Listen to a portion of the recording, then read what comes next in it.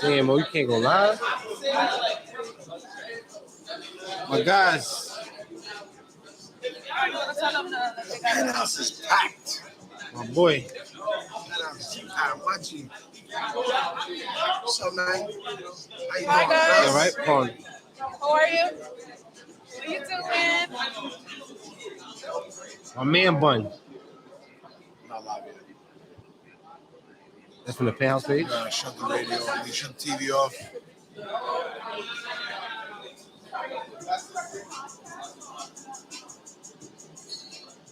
We about to start the podcast, y'all.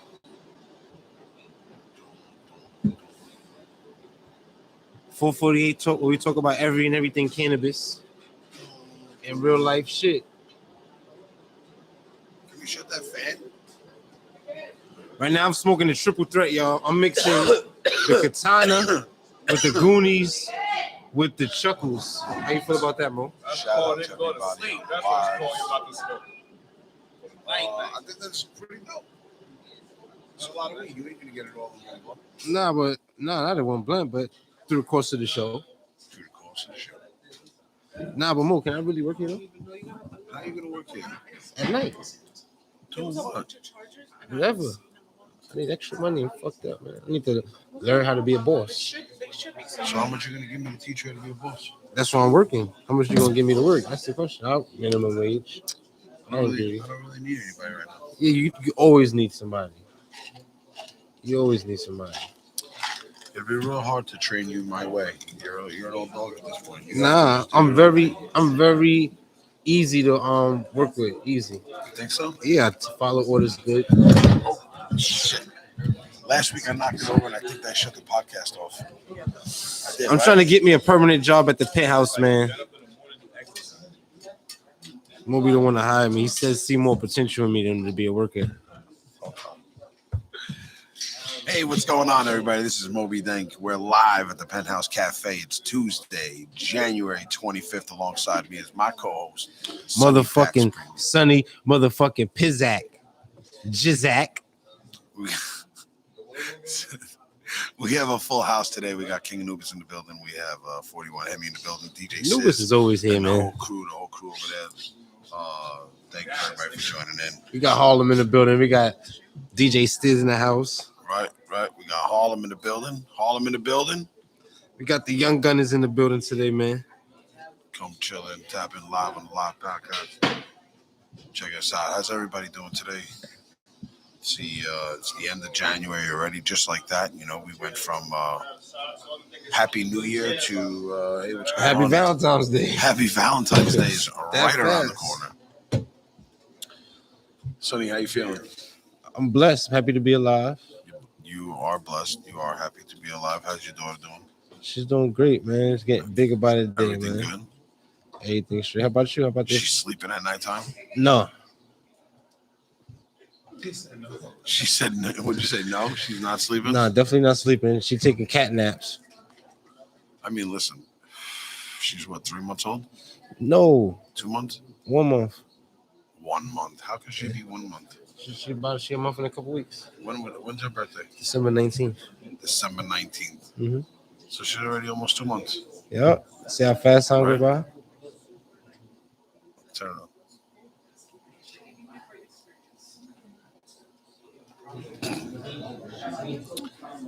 Twelve Alarm Fire did a collab with Goonies, dropping this Friday. Although we did a slow, soft release here. You know I had to. Zilla. You know I had to steal that shit Zilla. out the back door. Right? Zrilla is how it's pronounced. Zrilla. Yo. Just a little bit. We here. We got a packed house tonight. We got the Young Gunners in the building, man. We're good. Sorry, fellas. It's Tuesday. Sonny, what are we talking about this week? What we got going on, man? We got a whole bunch of good weed that's going on this week, man. Turtle Pie does a drop. 12 Alarm does a drop. I think 2 super crazy fire-looking buds. The Katana from Turtle Pie. Mm-hmm. and the Zrilla, like we just said, from Goonies and 12 Alarm Fire, their first collab together. Show them for the YouTube. Those niggas who watch the YouTube, man. You gotta see this. This flower is a fucking amazing, bro. Show the Amazing, house viewers. This is the Zrilla amazing. dropping nugs over there, but it's all right. I ain't gonna front since the year started. We 4 for 4. We 4 for 4 right now, Mo. Killing it. Dropping. Zrilla, fire. Debo's Cheerio, fire. Yeah. My String Chuckles, fire. Yeah. Zelda, fire. Yeah, absolutely. And Chuckles almost sold out. I ain't gonna lie, since niggas dropped Debo, nigga 49ers been winning. I know. Killing it. Shout out to the 49ers. Touchdown every game, my guy over there. Shout out to the 49ers, my man Debo Samuels. Got that turtle pie in his lungs now. He's invincible. Out here, nigga, the motherfucking building, son. What the fuck you mean? Oh, that's that Katana right there. Turtle pie. Top shelf. What up, my Some boy? boutique flour. Now this Katana look exactly like dispensary work. This is super high grade boutique flour, man. I'm super impressed by the work. Me too. 2022 has brought out some of Turtle Pie, 12 Alarm Fire, some of the best out of them so far. Yo, I think when they told us that they had some shit for us, they really meant it. both drops will be in dispensaries in the next 3 weeks. Which one, Katana and Both 12 Alarm Fire making its drop with its Goonies drop in the dispensaries this next coming up next 2-3 weeks. We got to fly Want out that there. most. We should go out there. This is the pre-drop. They're letting it out to the public, before they put it away and go wreck with it. I think it's super dope. We need to go out there and go catch that drop. Yeah, facts. Go support the dispensary, man. If you're in California and when this drop, go support it.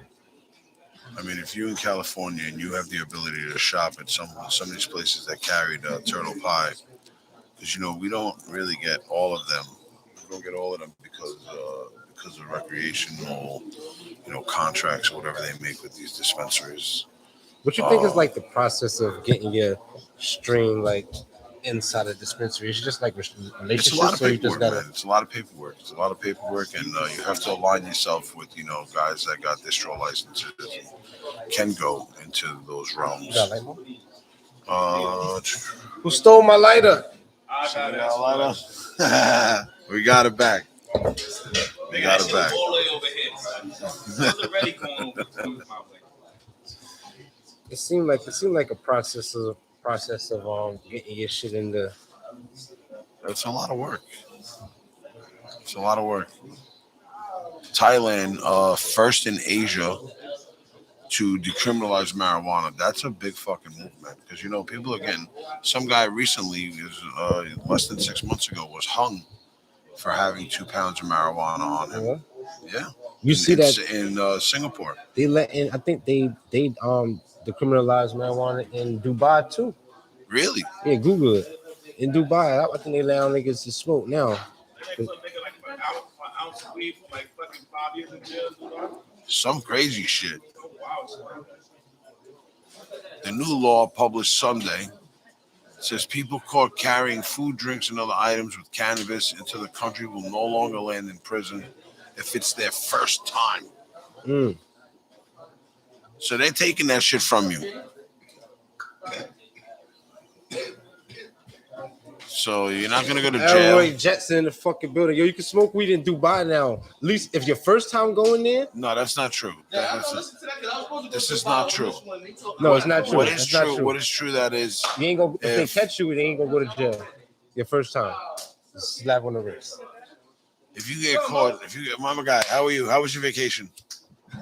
If you get caught selling weed, you're doing 4 years in jail in Dubai. I told you, nigga. I don't want to sell no weed. You get caught with weed. It's your first time. They're taking the weed. How much you got caught with, Mo? How much you got caught with? Who? That nigga. Oh, I don't know. American faces jail in Dubai, smokes cannabis legally. I mean, listen, right here. Let's see. I smoke weed. I can't be in another country 4 days with no weed. Right. That's like rehab, nigga. Man, guy got fucking jailed for fucking having a CBD vape oil. You think you go on vacation for a whole week without no weed, man? Me? Yeah, no weed. That's real tough. So you wouldn't go to Dubai? No. Me either. That's the point. First off, I'm not going to Dubai because everybody and their mother's going there. You know what I'm saying? So I'm not. You know where I want to go? That I seen. I think I want to go to Egypt. There's other places in the world Yeah, other that than you can go to that fucking What's up, sis? that you can go enjoy yourself, smoke weed, and look just as look. My man just came back from Tulum. vibe. Elroy was just in Tulum. Nah, Cabo. Oh, Cabo, pardon me, having a good time. I mean, listen, here's what basically saying. It's saying that you could face arrest, but they're trying to let it go. The British consulate, who is, I guess, rights in Dubai. So high, you're like, no school today. Well, we got because people got to be careful and be knowledgeable about the weed laws in places and states that they go. Because people think that weed is legal, but weed is not legal. Because if you get caught with over a certain amount of time, a certain amount of weed, you're gonna get a fine. No, but you can get processed, but they probably dismiss it. Yeah, they probably dismiss it. Philadelphia is legal, but out. But no, It's towns. You know that towns. it's not legal. It's not legal because they give you a limit how much you can carry, right? So if it was legal, you could have a quarter pound and it's okay. And even in New York State. Yeah, New York State is only if you get caught with like more than 3 ounces, nigga, that's a crime. They could just punish you. You get up to maybe a year in jail, 6 months in jail. So obviously it's not legal, right? Because if it was legal, you could ride around with 200 pounds and police would stop you and let you go. Honestly, I'm really impressed with Thailand.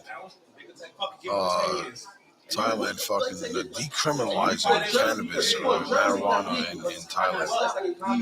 Yo. Yeah. Let's see. There's a new bill limit THC in pot sold to dispensary. Yo, what's up with that Delta 8 shit that they put in the edibles? Yo, you know the New Jersey, sorry. The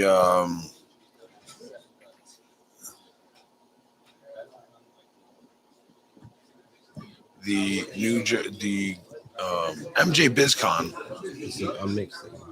MJ BizCon had a lot of Delta 8 booths and people giving out Delta 8 and promoting their Delta 8 brand. What is Delta 8? And then the feds raided the place. What is Delta 8? Delta 8 is basically a compound from cannabis that doesn't show up in your urine or in a drug sample. You know what I'm saying? What? It's like some fucking K2 type shit? Some shit niggas on parole is fucking with, so they get Delta 8. They putting that in edibles and it's getting you mad high. Yeah. They putting that shit like some CBD shit. I don't know what the fuck it is. No. That's the new shit that's going on in New York. Like it's the same way like they make up distillate. It's just they refine it down to strip it of certain components and certain cannabinoids or whatever it might be. I'm not fucking with the edibles that we got straight made the right way. Five things to know about Delta 8. Right. Products have not been evaluated. FDA approved. All right. Delta 8. If it's FDA approved, there's something wrong with it. Can we just start that off? Because the FDA approved bullshit. Delta 8 tetrahydrocannabinol, also known as Delta 8 THC, is a psychoactive substance found in cannabis sativa plant, of which marijuana and hemp are 2 varieties. Delta 8 THC is one of over 100 cannabinoids produced naturally by the cannabis plant, but is not found in significant amounts of the cannabis plant. As a result, concentrated amounts of Delta 8 THC are typically manufactured from hemp-derived cannabis oil, which is CBD. So it says here it's important for consumers to be aware that Delta 8 products have not been evaluated or approved by the FDA for safe use of any content that may be marketed. Okay, so at first they tell you, yeah, it's cool, it's legal, whatever, and then they tell you, it's not FDA approved.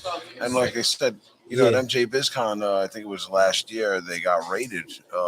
People who were giving out or selling Delta 8 were getting arrested. Delta 8 has psychoactive and intoxicating effects. Yeah, somebody told me they got sent to the hospital. Yeah, somebody ate mad edibles with the Delta 8 and got sick. It was in the hospital behind that shit. Really? Yeah. It's like a body has like some CBD shit. Obviously, they should be kept out of children. THC, they put it in edibles. Delta 8 products often involve use of potentially harmful chemicals to create the concentrations of Delta 8 claimed in the marketplace. The way how some people probably extracting it like how they do with the concentrate. So the natural amount of Delta 8 in hemp is very low. And additional chemicals are needed to convert other cannabinoids in hemp, like CBD, into Delta 8. Some manufacturers may use potentially unsafe household chemicals to make Delta 8. Through this chemical synthesis process, additional chemicals may be used to change the color of the final product. The final Delta 8 product. So it's nothing but chemicals in this motherfucker. I mean, they're taking it and then they got to turn it into something else. And when you turn it into something else, you need something to keep it all together. And that's what's happening. Shit like cooking coke. It's like a man-made drug. Word. That's exactly what it is. That's exactly what it is. Stay away from them shits, man. You know what K2 was? It started out from potpourri, right? And then now it's becoming a spray. I know a nigga who jumped out the window smoking K2. Because people in jail, they use the spray. Like they spray them. Yeah, that's the jail shit. Niggas love that shit because it don't show up in their urine. They break it up and smoke that shit. Yeah. So Delta 8, not really good stuff. Nah, stay away from that. They're smoking it in vape pens now too. And not just in gummies. And people just got to be careful who they getting their shit from, man. Some people just here for the money. Some people just really here just to put out good quality and give you good quality shit. So don't run to the cheapest price because people got a problem with running with the cheapest price. That'll be the shit to fuck you up. And where's homeboy at? So homeboy, man, be careful who you buy your shit from too, bro. Get caught out here down bad. No. Maybe it was an honest mistake or it was a malfunction. Nah, he told me it's real. Maybe maybe it just happened to be this one pair is defected or something. I don't want no defected shit. I got a reputation to maintain out here, man. It's about some defected shit. Ain't no way gonna know if the thread is off. Niggas gonna know when that shit is off.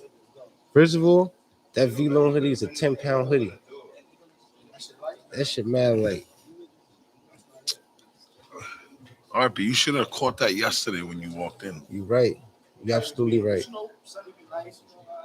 I wasn't even thinking. I was just mad shit going on. I was excited about this Goonie drop. And I seen a whole bunch of weed and shit distracting me. My mind wasn't there. But hopefully he make it right. So I want everything to be smooth. I'm sure he gonna make it right. I'm sure he's got some other stuff for you. I'm good. You good? I'm straight, man. That's all why. Right. You've heard it here first, folks. Live on 448 Cannabis Talk. Sonny go to the store and buy his shit from here on out. Sonny's only going to the stores on Broadway or Canal Street to get his stuff. Fuck out of here. No, it's only one store on Canal Street I fuck with, that's Origins. Origins is on Canal. And they got drip. I don't even know where that's at. I don't know where that's at. I gotta put my GPS. For years on Broadway. You gotta go upstairs. I'm from Queens, man. Don't go outside. Go I'm from private. Queens. We used to Gotta go Jamaica Avenue. upstairs. You gotta go upstairs. So funny, nigga, that is. So Mo, which one of these shits you smoked so far that you like? I smoked all of them. Which one is your favorite? I mean, Let me guess before you say anything. Katana. No, Word?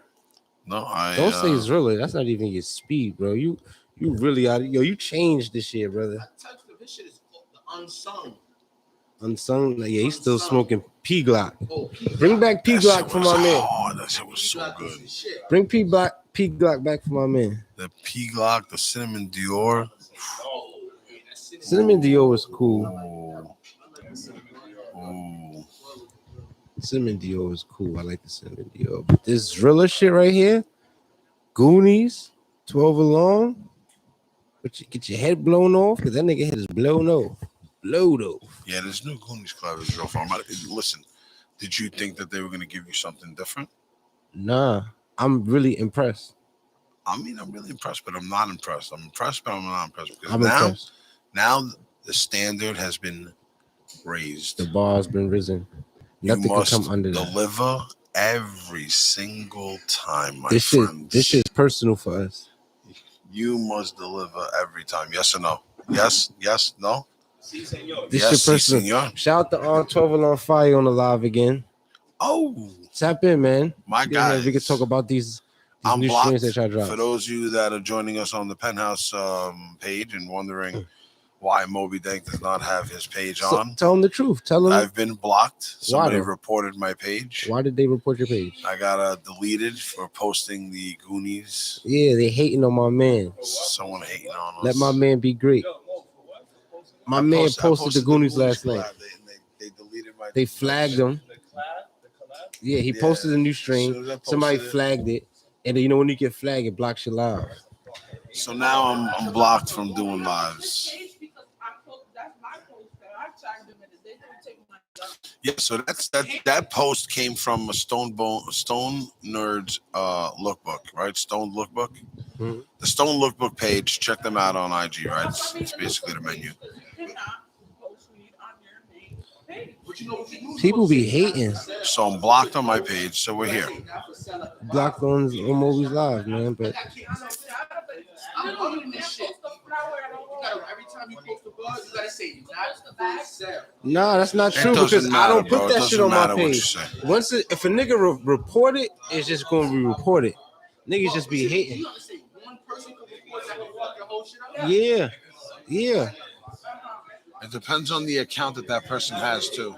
Yeah, because they're gonna say that you advertise a drug sale. Like if you post it, you can't put deliveries, you can't put a price, you can't put nothing that's gonna make it seem like you're trying to sell it. Yeah. Solver, you put deliveries on. Deliveries.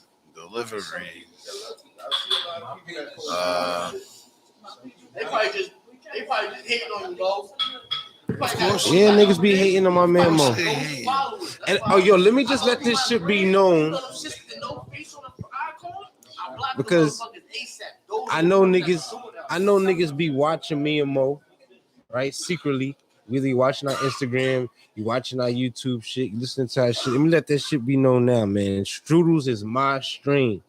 Wasn't nobody doing strudels before me. I refuse to let another cocksucking brand try to steal my strain, huh? What?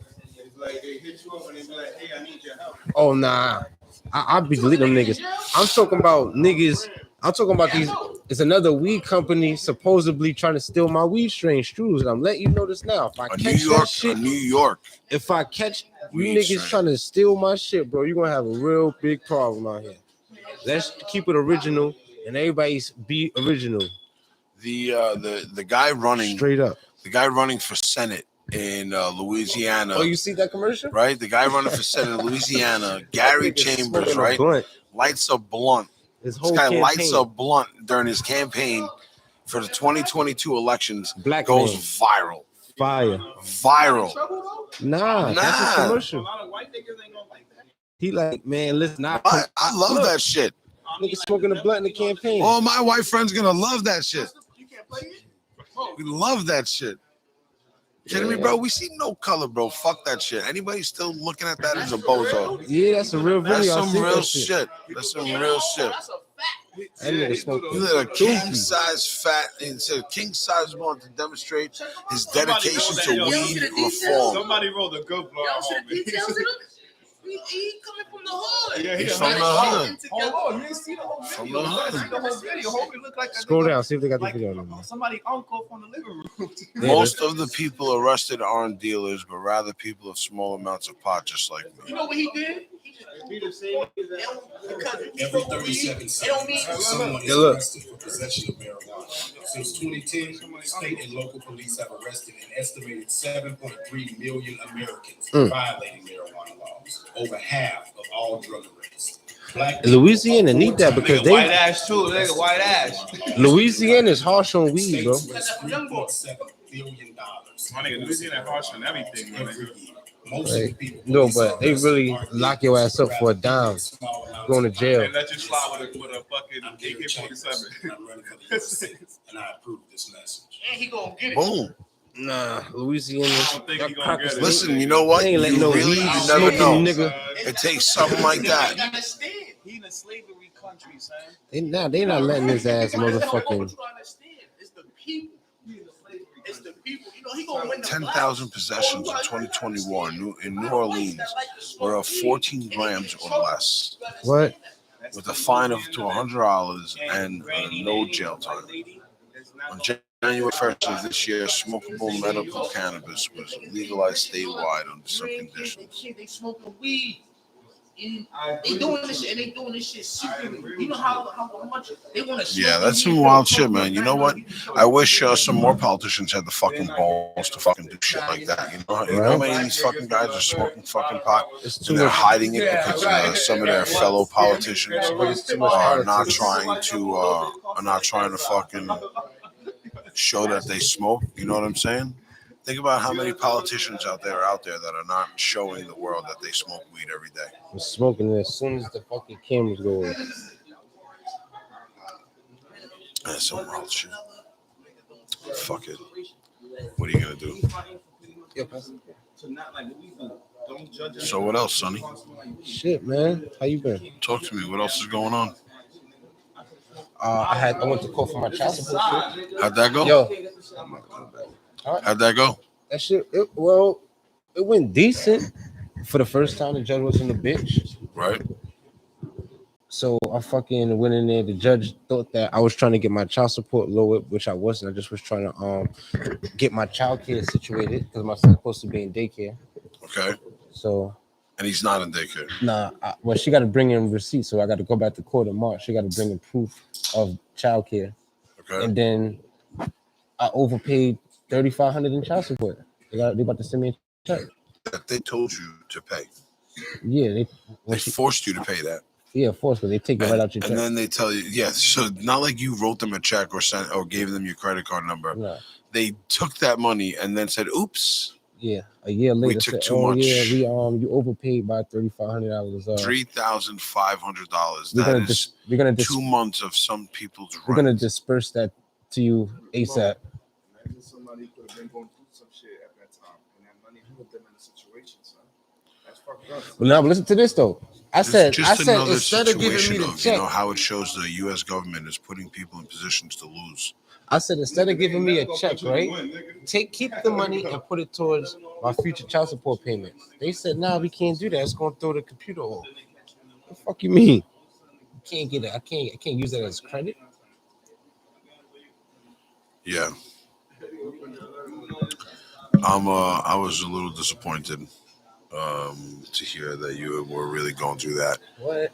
But it's So, almost over. We're really happy to hear that. I got my next court date is in my next court date for my whatchamacallit visitation is in July, so Okay. hopefully that goes good. And I'll be straight. Trying to make sure these kids grow together. I mean, that's important. So we ain't got no events coming up at the penthouse? We do have some kind of event. If we can get High Times Moments, you can tell us about it. I think Yo, we have- Lena Pacina. What's up? We don't got no events coming up at the penthouse? Follow stonednerds.com. Go www.stonednerds.com. Oh, we got a pop-up shop, right? When? The 12th To see of what they got February? going on. February Also 12th, go on y'all. the penthousecafe.com website where you can buy some of our new sweaters. Not sweaters, long sleeve t-shirts. Yo, I love that shirt. The San Malverde, Jesus Malverde shirt. You're not for nothing. Top shelf. I It's wear a that lifestyle. top shirt shit more than my own shit. The top shelf. Yeah, I like that Nelson shit. I like that shit. Yeah. That shit right there. Yeah, that's Saint Jesus Malverde. Yeah, it's a Mexican saint from Sinaloa back in the day. Here we go. We can present the shirt. I love that shirt. I wear that This shit is the, all day. This is the Stone Nerds in the front. Stone Nerds. You can purchase that. That's on the website. StoneNerds.com. Oh, go everybody check out the penthousecafe.com. You can purchase your shirts. You can sign up for your membership. We still taking members? Are we taking members again? Are we still There's the books are members, still closed? but there's a process. You can apply to become a member. You're not guaranteed immediate access. You're not guaranteed even an immediate response. They're still going through a process on how they are going to start accepting new clients. Is there any Right now, the only way you can become a client is by somebody who is already a member, fully a member, vouched for, and brings you in. That's the only way you can become a member right now. So you got to know somebody that knows somebody to come party with us. But shirts available. How much of them? $40 cash. And I jazzed that out. I threw in with some off-white. My man got one on. I just noticed that. That's Yeah. dope. Hard body. I jazzed that shirt up. Let's see it on the camera. Let's see it on the camera right here. Step back. There we go. Yeah. The shirt. We got Shit's a the lifestyle, at the man. back. You got it on over there. It's a Definitely. fucking lifestyle, man. We are promoting a lifestyle out here. Now, for those of you that don't know, Saint Jesus Malverde is a Mexican Sinaloa saint, but he's a saint of narcos. I'm not saying that I'm a narco. I'm just saying that I think that's pretty fucking cool. It's the narco and god, impressive. man. And I really appreciate It's the crazy. story behind him. It's crazy how in religions, right? Every religion got different things that they look up to. Like some Mexicans, they got these statues of these gods, and Indians got Buddhas and all types of. You know what I'm trying to say? Yeah, not only Mexican. I mean, a lot of different religions, a lot of different nationalities and cultures. You Catholic? I'm no Catholic. Yeah. Catholic? My girl is Catholic. I didn't even know most Haitians is Catholic. Most Yeah, my Haitians girl Catholic. is Haitian. She's Catholic. Pentecostal. A lot of African Americans and I grew up in the Christian church going household, so For you, there was no saints. It was just Jesus Christ. Jesus Christ. And God. But mine was crazy because my mom was a church goer and my step pops was like a Rasta. So you know the Rastas, they don't believe in the churches and all that shit. You feel me? They don't So believe in a temple. I got the best of both worlds, so I'm conscious. You look like you got that little Rasta growing type of look working on today. Like Yeah, I'm trying to grow into my stoner look again. I like it. No, Yeah. I think when Lena Hunger do my hair, I'm gonna get some twists and probably start dreading my shit. you know, Lena's got a girl that does her kids' hair. Yeah, that's what she gonna do my shit. I'm gonna get some twists. Loves it. She loves this girl. I'm gonna get some twists. That's what's up. Who's that? Yo, growing up in a Rasta household and a Christian household, did you grow up like in the Christianity? Did you had like the 7-hour churches? Nah. Or it was like the fucking just go to church and Nah, my mom's was sinister church. She wasn't even going with us. She giving us some money to get in the dollar cab and some money to put in the collection plate, and we better go because she gonna question us about everything. She gonna question us. No, for real. You know what bugs me out? Because I asked him that question because Christianity, son, and churches, if you go to like different types, son, some niggas will sing for like 7 hours. Yeah. You gotta all this shit, and you have ones like I just said, you just go for an hour and you just bounce. My mom's used to go to church on Sundays, but I mean that shit is I think like at a certain point in everybody's life they start become more in touch with God. You feel me? So And at the time when I was in a different stage of my life, but now I'm really like trying to get more spiritual and shit. You feel me? Yeah, I do. Everybody need a personal relationship with God because, nigga, if you believe in God, nigga, you want to go to heaven, right? Well, you gotta have a relationship with Allah, same God too, because when it's time for you to go, you want to go to heaven, right? I took my shit higher because I was dating this girl, 18 years old. You see, so that ain't even righteous. You did your shit out of. But at that time, I was practicing. I was born. I was getting out the slide. I was doing all that. But you was born Muslim or you was Nah, I took my shit harder. So Because dealing with this girl, to date a girl, I couldn't he turned Muslim to date a girl. damn, so you was really digging her, son. I'm 18 years old, 17, 18 years old. Like, what you expect? He said, I changed my religion, bro. Like, niggas lit. So I'm like, man. So what I'm saying, bro, right now though, is you ready to make salat every At that 5 given times? time, it was wrong. You feel me saying? It was wrong at that given time for me doing that. You feel what I'm saying? So for that purpose, but now that I got older, yeah, I felt like I could get more into it. Like, you feel what I'm saying? I ain't gonna hold you. I pray every morning. So technically, I pray every morning, son. I pray throughout the day, all day. When you pray, what you got to ask for? I don't ask for anything. Word? Just thank God for everything I have. I thank God too, but I be praying, I be asking for shit. But I be asking not for material shit. I be asking God to make me more understanding, give me patience. I mean, there's times, don't get me wrong, there's times I ask for things, you know, but not every day. Every day I normally just wake up and I say thank you. You know, Word, really, me too. that's it. I just say thank you. I think people take for granted how blessed we are, right? Because people wake up, people be forgetting that the blessing is that we alive. You feel me? I mean, the blessing is that you have the ability to go on this journey. Nah, the blessing is that if you're able to wake up every morning, you feel That's what me? I'm saying. Go through this journey called life. Mm-hmm. You know what I mean? And unfortunately, some people don't have that situation. Yo, It's all right. Unfortunately, some people don't have the best situation in life growing up, or even as an adult, you don't have the best situation. Sometimes you have everything and you lose it all. Mm-hmm. But then there's times you have nothing, and then one day all of a sudden you have everything you've ever wanted. sometimes I've really been appreciating the fact of just making it home at night. Like, I just want to make it home. Yeah. Making it home at night is so important. People take that shit for granted.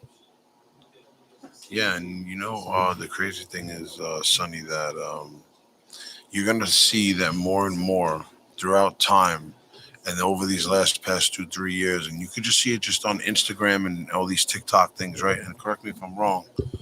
How many more people are turning to a more spiritual world, a more spiritual approach in life because they believe that there's more to what's going on than what's just here to be offered, you know?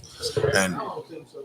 I think people turn more to spiritual because of what's going on out here. Because at the end of the day, if it wasn't going how, because it was going right at one time. Shit is going right. So people want to get out there because nobody had time to really spending money and having fun. no, it's not about that. It's about, you know, but at the end of the day, it's like more people are realizing that they need to turn to something more because this life that we're living as a whole society, as a one society, through what we're going through is crazy. And it's not the way. It's not it. This goes back to the question we just asked. The social media like TikTok, Instagram, or whatever, encourage certain people to be more spiritual because they visualize them. Say example, like a person like a Muslim girl, and maybe in Iraq, son, she got TikTok now. She can get to see the culture of how Christians get down, and maybe when she is back in her mind, she's like, "Fuck, I'm really following. I gotta wrap myself around blah blah blah blah blah." And not knowing that maybe this is not what I want. You know what I'm saying? So right by seeing people visualizing something else. Yeah, definitely people see things, but I'm just saying you do see it, right? You see the impact that more people going through spiritual journeys and spiritual paths is being shown through TikTok and Instagram. Like you see more and more of it in your reels, right, and in people's lives as you focus through and you go through. How many of these, how many of these TikTok videos that are going viral are the DMX, prayer. Thank you, Lord, for walking me through not only the good times, not only through the bad times, but through the good, That's still going viral. Yeah, but I'm just, Shit goes left, they want to try to create God. Yeah, but that's just how it is. And so let me ask you a question. Do you think that this happened in life so that the world could just reset itself a little bit? I think Because obviously this is like an experiment that went wrong by I humankind. think that we not there yet, but we almost there. You know what I'm saying? We almost there. Like we almost at the point where the universe got to reset itself because there's so much fuck shit going on. You feel me? Like all throughout the world is mad evil shit going on. Kids is out of control.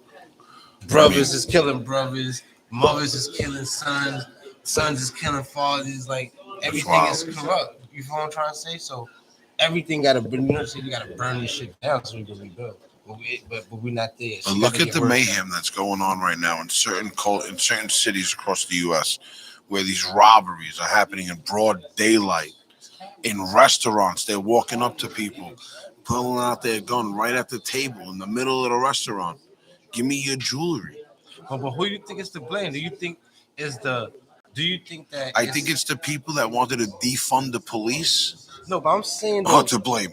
Do you know? But I'm saying, do you think that is like got a lot to do with the images that's being portrayed on TV? Because a lot of niggas just want to have shit. These niggas that get money. Any image that's looking to be portrayed, when they're showing live videos of people getting robbed in broad daylight in restaurants or leaving shopping centers, walking with their kids, and they got their milk taken out of their cart at gunpoint in broad daylight. We're not talking about you got drunk, you wandered into an alley. You know, there was a homeless guy there, and took advantage of the situation, beat you up, and took your money. Did you see that video? What video? It was the guy who was helping the homeless guy. Homeless guy was laying on the floor. The guy came, put his jacket on him, and the homeless guy beat him up and robbed him. Pulled him in the same corner, beat him up, robbed him. After the guy was trying to help him. That's not crazy? That's past crazy. No, but I'm saying though, like, a lot of niggas, like these kids, right? They want money, but don't even know what they want to do with the money. Period, huh? Yeah, a lot of these young kids who out here robbing, they just want to have money to show. They don't want to do nothing with the money besides buy clothes. You feel me? I feel you, man. I also think that it's just one of many things that's going on. But it's not even. I don't even think it's the parents no more. Son. That had nothing to do with parents. No, that's different. That is different. It's never different. You know what? I got a whole with your baby mom. Sonny. Huh? Because you decided to step up and be that. So somebody take your screws back. Man, these niggas better not take my fucking screws back. This nigga take my screws back. You gonna have to fucking. In reality, does it make you not feel like what we were talking about a few weeks ago, in terms of not letting people know what you're doing because they're just gonna try to do it before you, even if it looks like shit. They do it first and then they make it look like you're the hater. Yeah, and that shit be getting me tight because, and that always been like my cry, right? And that's where Instagram is powerful, but some people just undermine it because they're not doing nothing with Instagram. You feel me? But for us, who we really use our Instagram as business, right? And so when these big companies steal our shit, right? We really rely on our followers to repost and tag, so they can see that this is really our shit. You feel me? Because like, look, they stole my ting stream, right? But if I had a bigger following, I had more people reposting that shit, it would have reached where it's supposed to reach and probably would have stopped. Yeah. You feel what I'm trying to say? I mean, maybe if you had something already with it, like a product already with it, like, you know what I'm saying? And they just took it. I could see you then, you know what I'm saying? What you mean? Being like, my guy, 4-1 Hemi in the building. Gotta be safe. Shout out to my boy 4-1 Hemi, Harlem in the fucking building. My young boys. Sugar Hill. Yo, tell Edot and niggas that's black, I said what up, man. So my guy, shout out to Edot, baby. My man Black Master jokes up.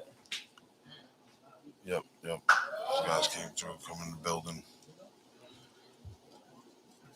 So weed, Thailand. I don't want nobody stealing my shit, man. That shit is whack, man. Bro, Have somebody steal your shit.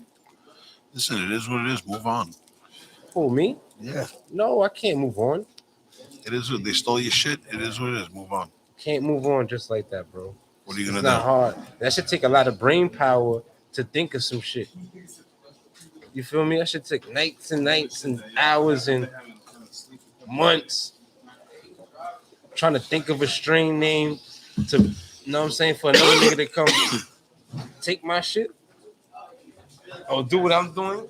Then I'm getting robbed for my shit because they got more followers than me. So when now when a nigga see his shit, they gonna think that I'm stealing shit from him, but he really stealing my shit. What the hell's fucking no? I ain't letting that shit slide. Them niggas killed your cousin. You was gonna let them.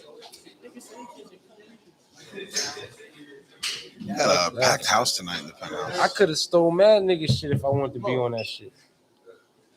Oh, You feel me? I could have stole mad nigga shit. But I ain't into that. I'm into being original. I'm into having my own identity. it's got a hatch in it. Like jacket monkeys. It's crazy, man. See, have anybody ever stole an idea from you with this weed industry? Yeah. Which one? I stole my ideas, copied my ideas. Don't matter. It do matter. Because sometimes people gotta know where shit started, where shit is really coming from. Because y'all giving the wrong niggas the credit. And then when you give these wrong niggas the credit, the wrong niggas get in power and become the leaders of certain shit. You feel me? And they don't even deserve that shit because now they're gonna just be okaying the wrong shit. So shit gotta be known. I let niggas know Big Al Exotic stole my shit. The Jokes Up niggas stole my shit. I don't give a fuck, nigga. This is facts. Facts. That's not Fuck no them. fucking. They stole your shit. They stole your shit. Fuck This them. ain't no secret. But what you need to do is fucking come up with another idea and let's move it along. But you keep thinking that shit is easy. These be $1 million plays. That idea that he came up with, that I was supposed to make some money with, he just took my shit. This great idea made what he's supposed to make off of it, or for just taking something else because he's seen it. You What's feel me? the It's not lesson that you learned out of that? The lesson I learned is no matter what you do, as long as you the small guy, they're gonna do whatever they want to do to you. False. When you meet people like that and you're about to give them your ideas, you make them sign an NDA, No. which is a non-disclosure. I'm talking about what? I'm talking about. I Right. never met nobody. They looking Yeah, at my don't. Instagram. Oh, you had a full-blown conversation with the guy. After he stole my shit. We had a conversation. I had a conversation. See what I came to. So you had the product and then he copied it. Pretty much. I hit them up. Hey, how you doing? My name is Sunni Paks. Whatever the case may be, I'm interested in doing the collab with you guys. I already started doing this, that, and the fourth. Here's the bag. Here's this, that, and the fourth. Are you interested in doing this, that, and the fourth? 6 months later, mind you, my shit is already in production. I'm already selling it. 6 months later, 7 months later, he dropping ting already. Now he's doing it. But you have no relationship with this guy at all. You gave this guy all your information I didn't before. give him information. What do you mean? You just told me that you gave this guy all your information. The AYZ of the product and what you were doing and how far you got along and what you were going through and what you were going to do with it. And then you were upset that this guy who didn't respond to you just fucking took your idea and fucking ran with it. But it's out already. That's just like it don't fucking matter, bro. If I come to you with a bag that's already designed and it got weed and it's being sold, and I'm telling you like, hey, this shit is doing good in New York City. I want you should do the collab. Maybe we can make it bigger. You feel what I'm trying to say? I don't want much from it. You can gain from it. I'm just trying to get with a company, and then 7 months later, you do the same shit. You feel what I'm trying to say? I come out with the same bag. You just show me. You gonna feel the way. Oh, let me ask you a I've been question. selling this shit. Were you paying taxes? You're not on they you in New York and they where they at, so it's like you're not really going to see what they doing. And you're not going to win that. You're not going to win that. In court, you're not going to win that. If this was legit, if what business you were doing was, let's say, legit, you would not be winning. This year. Definitely. The same way how I proved to you that I was doing this. That's why Instagram is good, because it got dates. They would have to prove that they have dates that they've been doing this. You know what I'm trying to say? Before my date. And I got proof that I was doing that before anybody was. So what are you going to do? You see what I did? I came up with 5 other strains. That's Okay, so. but that's what I told you needed to do. But the fact of the matter is, if we gotta let we gotta let it be known that these companies that a lot of these people look up to is stealing shit from niggas like me. Listen, Sonny, they're only stealing it because you're giving it to them. It's just what I want to tell you. So how do you get it? Tagging them or some shit? Nah, he fucking hit him in the DM. He said, "Hey, look, this is a project I'm working on. I want to collab with you. This is what I'm doing. This is the fucking name of the brand. This is the name of the fucking bag. This is the fucking weed I'm putting in there. What do you think? Can we work on this together?" The guy didn't answer him, put out his own fucking thing 5 months later of the same fucking bag, the same fucking name, the same fucking So whatever, that's not stealing? with his own weed. Yeah, it is stealing. Is he right for that? He can do whatever the fuck he wants. Am I wrong for fucking shopping out my idea? Listen, all I'm going to tell you is this. I'm not These wrong. emotions that you're holding on to are a I'm big not sign holding of weakness in I'm business. not holding no emotions. But I still have the right to speak on it and let people know what the fuck going on. No, you feeling a certain type of way about it. No, I still do feel a type of way about it. So you holding on to emotions? Because man, that's like if somebody come and steal the whole idea of what you doing here. Sonny's gonna have to start giving me money for these therapy classes we got going on here. I'm not holding on no harboring and shit, but I still feel the weight. And you're enraged for 3 years. You're holding on to shit. Man, it should take a lot of brain power. This shit is not easy. It should take a lot of brain power to come up with a catchy name, find the strain, design the packaging for a nigga to steal your shit. Nigga, fuck no. He lucky I ain't see him outside. Or if I go to California, I bump him, I might just slap him. You know what he looks like? No, but then. That's what I'm saying. You see that he could get somebody, the wrong person could get slapped. Because somebody got to say, yo, that's Big Alexander right there. And I'm going to just slap him like, yo, why are you going to steal my shit? Like, what's up? What are we doing now? Why is he gonna steal your shit? Because he's a bitch. Them niggas is bitches. I'm instigating this, or what am I doing here? It's not instigating. It's the truth. All right, look. Here's what we're talking about on 448 Cannabis Talk with Mo.B and Sunni Paks. Today we got a packed house. A lot of guys in the building. Shout out to King Anubis, DJ Sizz, the fam always in the building. Elroy Jetson, 41 Hemi, the Fritz fam. High Time's mama in the back over there. She got it all set up. She's busy. She's running around. She's making things happen. We're talking about brands that are larger than smaller brands, taking those ideas of the smaller brands and making them their own. Is it fucked up? Yes. Does it happen all the time? Yes. Should they come? Can you be mad? Yes. Should you be mad for 3 years about it? No. Yeah, you should. No. Especially when that product is still being sold. Yeah, you should. You got all right to be mad. No. Nobody can't tell you. You should no longer be mad, but you should be inspired. Inspired by the fact that your idea was the right idea. Yeah, that's how I know I'm the young Billy Goat out here. All right, so then just keep putting it out. That's how I know I'm the young Billy Goat. These niggas. That's how the game goes, says Premium Boutique. That's how it goes. That's not how the game's supposed to go. That's not cool. And we got to stop supporting people that do shit like that. That's not cool, my nigga. All right, but the truth is, I don't really see Big Al's being supported out here. That guy was selling fucking depths as fucking Premium Flower Boutique. Me and my little raping you people, raping you. I got 6,000 followers. But me and my little 200 people, we was on his ass. See, nigga. keep creating and going up on him. He's right, man. No homo. Ass. Pause. Me and my little supporters was on his ass to the point where they blocked all of us off his page. Pussy. Yeah, a rally team, nigga. Listen, everybody in New York know Ting is mine. That's why he can't even. Niggas don't even want to post that shit like that. Niggas know that's my shit. Who's not posting it like that? Nigga, whoever's selling that shit, I think fucking Buddy Bodega selling that shit. Probably the only nigga out here selling that shit. No disrespect to them. No disrespect to them. They the only niggas selling it, but niggas know that's my shit right there. Nigga, like niggas know, yo, Ting, yeah, that's Sunny shit. Yeah. These niggas stole my man shit. It's kind of like how they created 5 fake 12-alarm fire pages on Instagram. Yeah, they're trying to get money. That's like me telling you, don't be mad that these niggas is bootlegging our page and ripping customers off. These guys, I'm not mad. I'm not mad about that. In fact, like I said, it inspires me and lets me know that people are trying to use our platform because we're hot to create their own platform or steal our platform, you know? But don't be fooled. Our consumer, they're not the stupid consumer. We serve a high quality product. Yeah, my man And was so around. people who spend money on high quality product are not stupid people.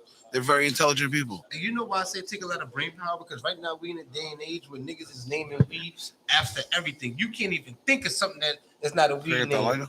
They got Poland. They got a Poland Spring strain. They got the same bottle as a weed name. You feel me? So to come up with some creative shit that hasn't been done, that should take a lot of brain power, my nigga. And to be consistent with it. You shitting me? I have plans for that. So what's next? Matter of fact, hold on. Listen to this punk ass. Listen, and this is how you know that they stole my shit. Listen to the conversation that he had with me. Listen, you can read it out. All rights held by Cannabis 448 Cannabis Talk. I'm sure all Mo, rights I don't held think Mo, by Cannabis. Mo, you ever seen this shit? What about this concept? You know, gotta let go of stuff. So how at the same time, how you gonna let people know that yo, I'm gonna get rid of that? How are we gonna let people know? Right here on 448 Cannabis Talk with Mo.B and Sunni Paks. I'm gonna make a sound bite like that. But you're right. Listen, the truth is you're right, bro. You know you're right. But there's a way of going about and telling people that like yo, I don't care what happens. Everybody knows that. There's also a way of going about and letting everybody know that you still really hurt by it in a sense where it's affecting your daily life and how you conduct yourself in business. Now, one thing you pointed out earlier, though, you told them, why don't you just create something else? Right. If you really do have that talent, if you really made that thing boom, you can make something else. That's exactly right. And he did. He did it 5 times. So there you go. So not only did he do it, not only did he create it with Ting. He's looking for that chat. He's looking vigorously through his phone to find that chat with the homie. That guy blocked you, bro. So he's like, I got screenshots. You damn sure right. You damn sure right. All those 5 other drops that you did after that, make them harder than Well, that's the whole thing. He just wants to make sure, and he had like something that was like special. Well, that's why you take a chance and you align yourself with like a company who's like on the rise, like 12 Alarm Fire, and then you take your ideas to another level.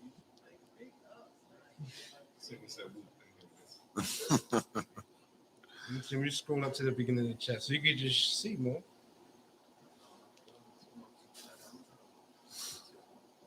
Listen to this bullshit ass story you're gonna tell me. This is with who's this with?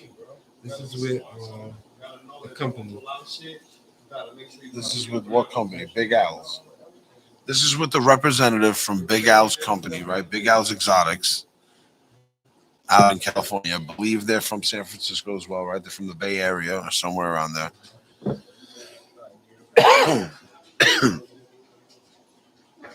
Let's see how the conversation went.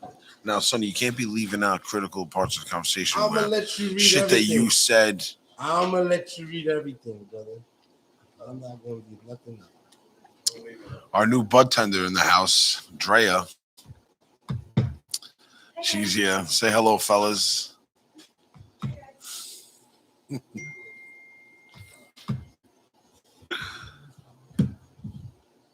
Let's see.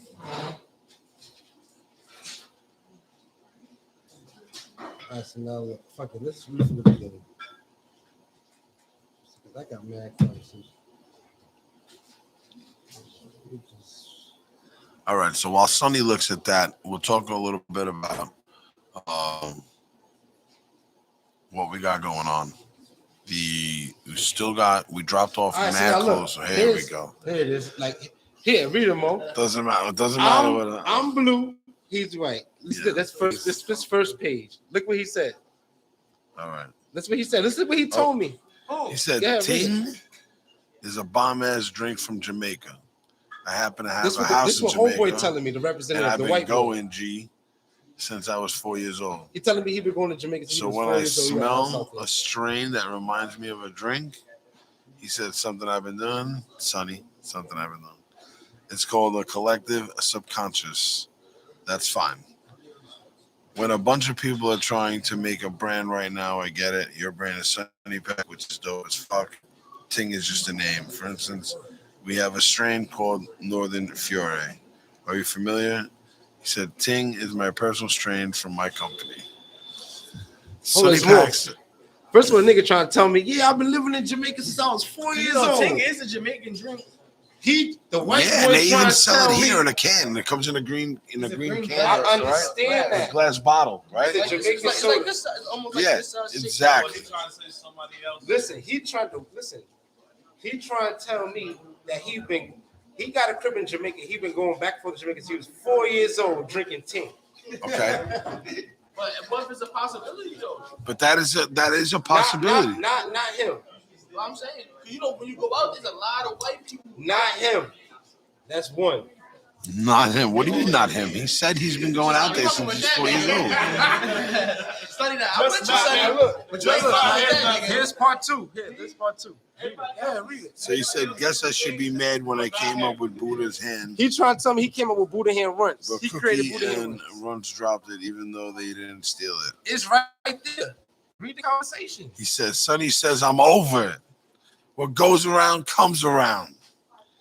That's He what he said said? that's like getting upset at Lucky Charms for putting Lucky Charms in a bag. He said, "I'm upset because y'all took my idea and my work. You understand that? If you really knew about cannabis and the brand of Cali Cannabis, you'd already know. Ting been in the game for a couple of years Pause. Have anybody ever heard of the Ting string before? No. Exactly my point. But he telling me been out. Ting been out.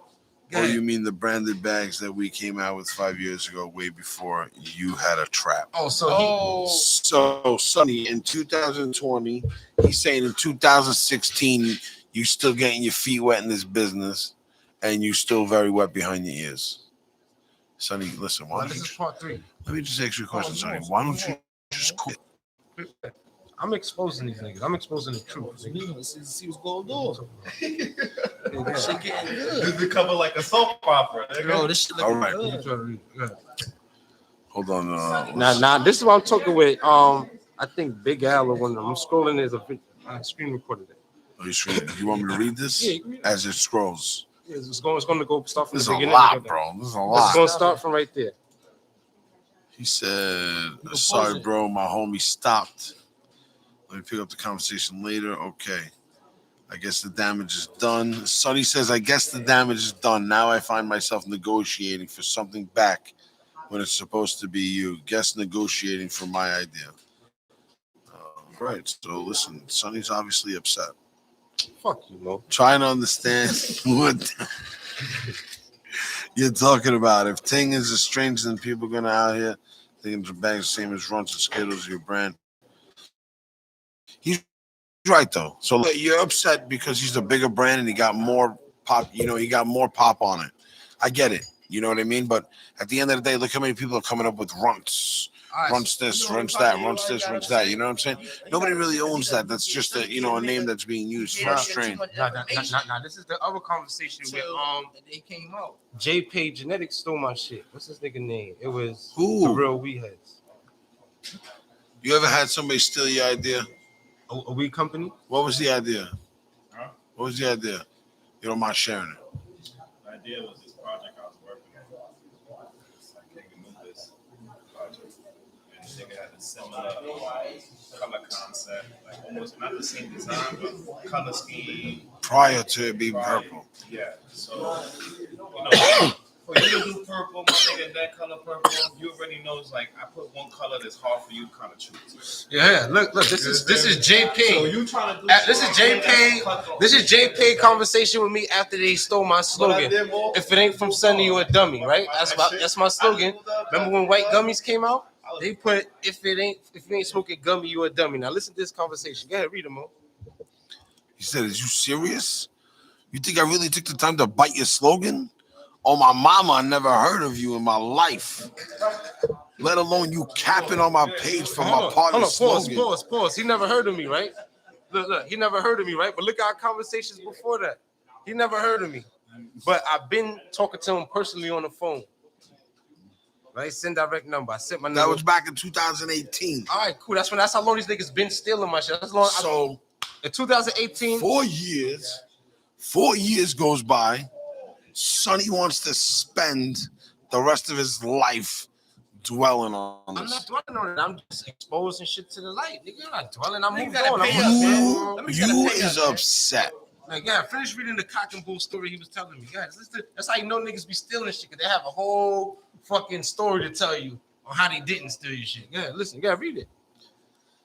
He said, all I do is collabs with the biggest names in the industry and provide quality packaging. So before you think anybody took the time to bite who ain't got shit to do with our section, do your research. Lucky Charm cost a leg and an arm. The nigga was even smoking that shit back then. If it ain't Shark, you in the dark. You ever heard of that? If it ain't He sent me all his Frosties, slogans. you lost me. Nobody heard of Cake these. batter, the only thing that matters. You ever heard of those slogans? Martian candy, have you dandy. You ever heard of those slogans? If you ain't Zowers, it ain't power. You ever heard of that? No, I didn't hear that. The Only thing I Shark heard is Lotto? it's Shark in the Dark. That's it. That's Shark Lotto. That's If Shark it in the ain't Dark. white gummy, you's a dummy. If it ain't white gummy, you a dummy. That's my shit. Ain't from Sunny Dummy. They remixed my whole slogan 5 times. They gonna tell me they ain't never heard of me. Sonny then sent him a video.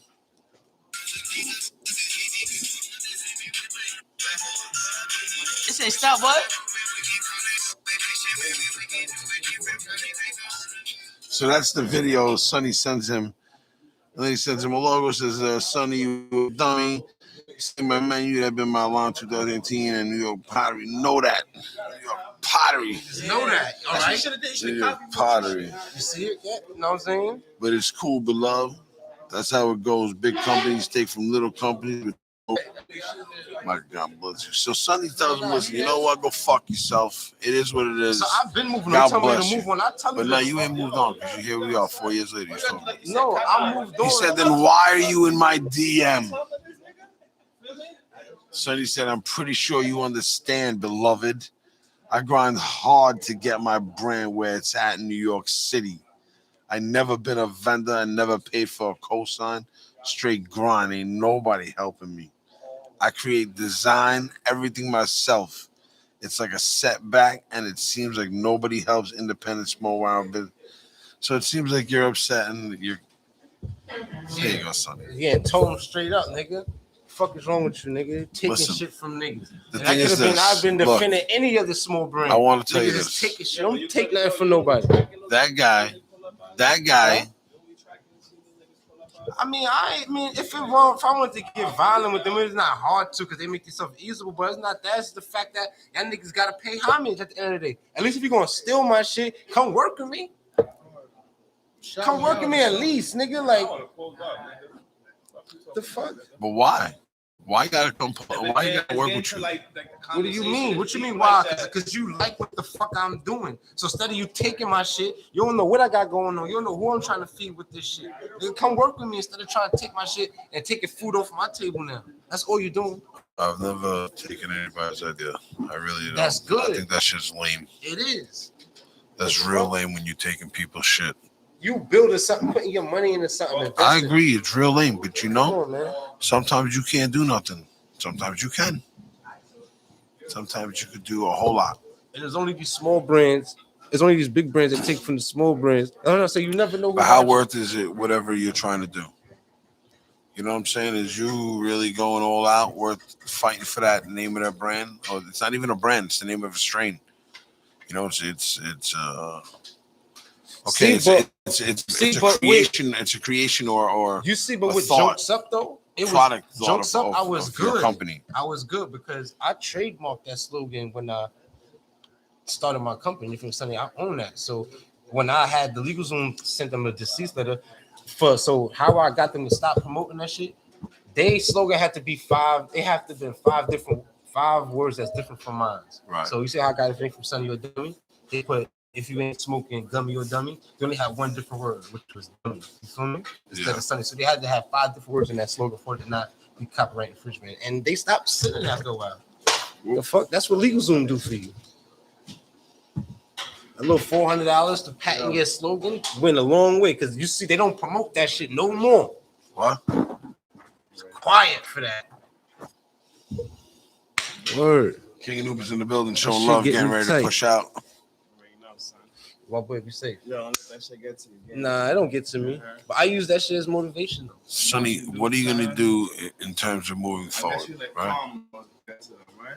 That's it. You let what goes around comes around. I don't hear about them no more. And I'm sure they're doing things, but they're not doing it around here. So, Yeah, niggas is desperate. That's what we got to. We got to keep it real. That's one of the brands. Shout out to Jokes Up and them niggas, but that's one of the brands who just exploited New York City and oversaturated us with industrial gelatos. I agree. Word. I agree 100%. And then once they put everybody on the game and how they could get over on us, everybody started doing that shit. And now we stuck here smoking top dollar for ends, Cali ends. I mean, listen, the market was going to change regardless because even if there was no name brands, people are still smoking weed, right? And so with that availability of that caliber of flower or, cannabis available, it was going to change no matter what. Did it have an impact on the market? Absolutely. But it was going to change regardless. Maybe not as much, but it was going to change regardless. And so with that being said, you really can't complain about the number you're paying if you're really getting super, super top shelf quality. You know what I mean? And you have options to go other places and you see that it's the best that's out there. Then you should just pay for whatever it is because you don't know what that guy is going through to get it to you. That's a fact, but it's still, we still be for like. Look at the Zilla, right? The Zilla now is going to be more expensive than our normal eights. It hasn't been, as expensive since the first Money Man dropped, the Bitcoin drop, when it was $100 an eighth. But still, look how rare. But that's okay because now that I'm behind the table and I don't mind paying that because that's okay because it's rare. It's only probably 15, 20 pounds of grow that shit. We don't even know if that shit ever coming back again compared to they charging, like I told you, for my thing when I started selling the weed, I'm for the everyday smoker, the working smoker, the nigga who gotta go to work and get his paycheck and gotta budget out his money. I'm trying to provide the same quality weed for that man that the rappers could smoke, right? And then now they bring us industrial gelato, they overcharge us. Now I gotta overcharge the everyday working nigga. He can't smoke $80 apes a day. But he deserved the right to smoke good too, man. And we control that. But so come to the Penthouse Cafe, now, talk to me, and I'll make that happen for you. Now, right? That's how we do it. But we for the people. That's why people love me. I'm the people's champ. Listen, I give everybody an opportunity. People who don't do business with me is because they fucking ruined that opportunity. And that's why I love you and Total on Fire because now I'm working with you guys and you guys giving me better quality that I could provide for everyday smokers and provide reasonable price so they can smoke every day and smoke quality weed. You feel what I'm trying to say? Rather than bang you over the head, and try to make you feel like you got to do it on your own. Gonna give you an ill-ass bag and tell you it's $90, $80. If you buy two, you guys spend $150. You come fuck with me, spend $150. You get a good variety. Yeah. You feel what I'm trying to say? That's what we here for. We here for them. And you got the exotic snacks. And I got the snacks. You feel me? So you got the snacks. We here for the everyday smokers. We not trying to exploit and get over. I got the worst cotton mouth right now. Yeah? It's terrible. My tongue. Yeah, because you're drinking that fucking salsa water. And it's hot. It's not hot. There's no ice and it was room temperature. Shout out to Lena Pacina, Hot Times Mama, for providing this space again. Let's just do our thug thizzle in here. Outfit on today, right? All right, check you out with that classic Whitney Houston t-shirt. That's a real classic shirt. That whole style is very 1989, 92 Whitney Houston. I will always love you type vibe. You know what I'm saying? That's exactly what the shirt said. Yo, but not for nothing. It's a nice shirt. Let them know Those that are we good 4 days. for 4 right now. Those are the good days. We 4 for 4. Our last 4 drops been pressure. Oof. You smoke Katana yet? I smoked it. That's me. You ain't smoked the Katana in the You didn't smoke the Katana? Goonies? You Y'all didn't fucking what y'all waiting for? smoke the Goonies collab either? What y'all waiting for? Wow. An invitation? Let me see that bag on the table, because that don't look like one of my bags. Yeah, see? Let Here me we see go. that. Let me see that. No outside food, man. Bow. Oh, it's my guys though. Let me see. The homies at LA Traffic. Shout out to my man Mac the at LA Gramercy. Traffic. I know the owner for LA Traffic. That's my guy. He's a cool guy from Backpack Boys. They all yeah, I fuck with him. He cool. Cool. Yeah, from Backpack Boys. Mac. Like the colors on the LA bag. Traffic. Let me see.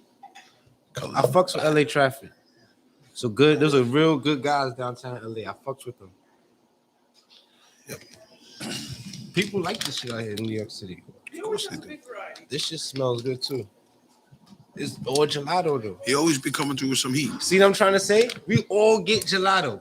Niggas don't send us nothing else. Every company just grows a certain gelato just for us, bro.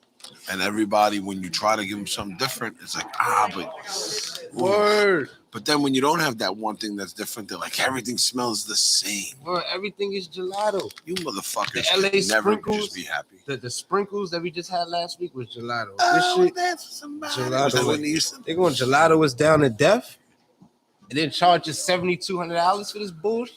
Nah, that's not bullshit. Don't get me wrong. It's not bullshit. Shout out to my boy Mac, LA Traffic, and the whole Backpack Boy family. You know I fuck with y'all still, but I fuck with 12 alone. Sonny, you got us got a man bun and a Jerry curl. See my shit? It's my little Superman shit. I got my Superman shit going. A little man bun. I did it myself. That's how my daughter here gonna be looking in the morning. What we doing? We smoking this? This is Nah, this is. This is we reviewing this. Don't think it's weed. That's fucked up. I thought this was a review. Let's see. I want to see it. Sonny, Yeah, check it out, Mo. Sonny don't share. We gotta get this a special gelato corner for these niggas out here. But not for nothing though. Be putting out some nice shit. Not for nothing. Backpack Boys Some might beautiful got colored weed, man. the best gelato out of all the gelato companies. Backpack Boys got the best. A gelato kid.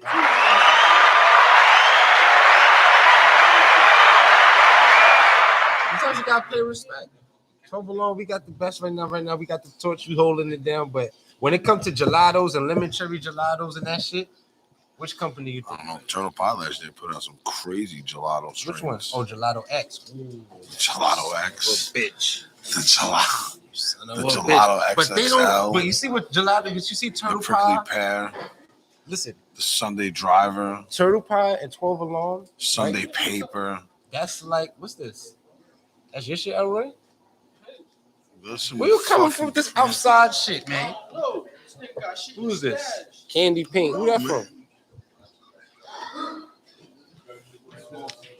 Nice bag. Huh? Good bag. Candy Pink Bubblegum flower. gelato. Bubblegum. See, everything fucking gelato. Bubblegum Can we get gelato. a break? It's New York City.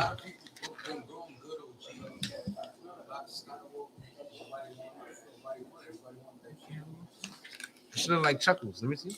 Open it. Smell good, right? Smell like sweet candy. Yeah. Smell like the sweet tarts. That's what they should have called it. Sweet tarts. It should smell mad fruity. Candy pink flowers. This is a good bag. Sprinkles got a lot of shit. They fucking just putting out fucking whatever name they can. Yeah, they running out of names. They're not real. They're not even original. New York sprinkles. Jelly bean sprinkles. They Cheese about to be- is that? I ain't gonna hold you. They about to be running. They about to be tiring in a minute. Yo.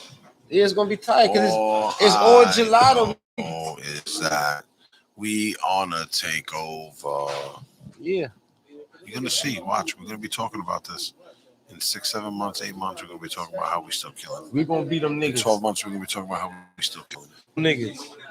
How we took over the game. We gonna tell you how we took over the game. And it wasn't with gelato, motherfucker. Nah, shout out to rest in peace, Young Dolph. Young Dolph made gelato famous, man. It's because of Young Dolph why everybody's smoking gelato right now. think so?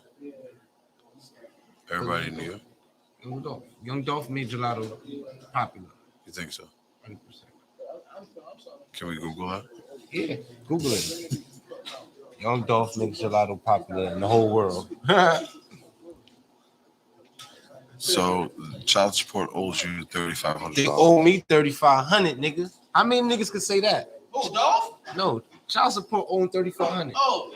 Child support owe me 35 cash, Gelato to Dolph. and I'm gonna use that 35 to pay my next child support bill. I like Dolph. Are they gonna let you use that in like future payments, like this month's payment? They can't. They gotta send me the money, then I gotta pay it. They can't just acknowledge and take it off the bill. So what happens now if you don't have that money? I just be fucked up and be in arrears. So It's crazy. never good to be in arrears. That just when you in arrears, when you owe child support, it's over for you. But when you caught up and don't owe, and when child support owe you money, they treat you different. Even though I didn't get a win, Right? I didn't even though I'm not looking for a win. I just wanted to be pay was fair. You understand? If my son is not going to certain shit, I shouldn't have to pay for that. So I want to make sure he still in daycare and I'm paying whatever I'm paying for, he's really going there. Because that $400 a month count. But to niggas who not taking care of their kids, niggas take care of your kids, man. Word, man. Costs a lot. Take care, baby. You know how much fucking wipes I'm running through right now? I ain't running through Pampers, it's the motherfucking wipes.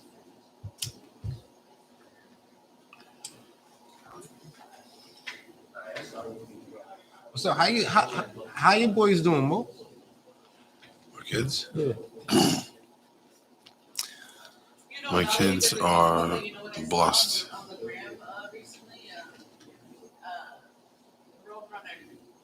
Who? Really? Roadrunner meds. Mo, you go there? Yeah. That's what I'm trying to say. Shout out to I'm like, DJ I Enemy gotta in the be like, building. I'm They Soldier blocked Boy. they blocked me from going live on my Mo.B Dank page. I'm the first. I'm Soldier Boy in New York City, and thank God for Instagram. Everything could be documented. Like, look, What you mean you Soldier Boy in New I'm York the City? first one who did it. I was the first nigga. To do what? Everything.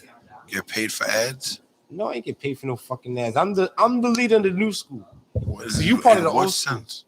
I'm the leader of the new school. You can say that confidently. Yeah, I am. A lot of niggas got sourced. A lot of niggas started selling weed because of me. A lot of niggas got ideas from me. If I showed you a lot of brands right now that's popping, I gave them source, and I can show you the messages and conversation of all the source I gave niggas. I'm not I get a game up. You feel me? Because I'm a real nigga at the end of the day. I don't want to see nobody make the mistakes I made. So I show people what mistakes not to do and what not to do. It's very nice and very nice that you do that, Sonny. But you know, not everybody that you help is gonna be grateful that you're helping them. And So one guy that fucks you over can negate you helping 5 people. Nah, I ain't like that though. Remember that. Cause I got fucked over. I still help somebody.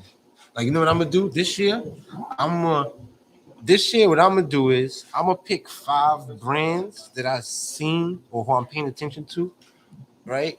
And I'm gonna do a free collab with them. And You try to mean give them, strains that you know locally? yeah, So you're trying to boost the local collab. yeah. I'm gonna try to help a couple independent brands do a collab with one. I think I'm gonna fuck with Pocket Packs.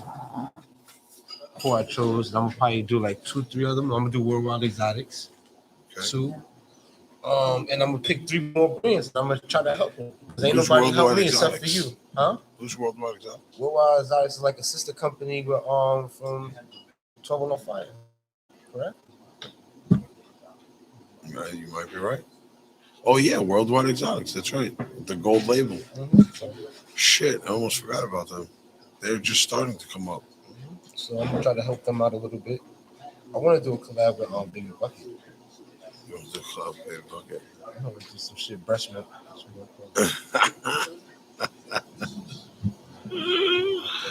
Okay. I like it.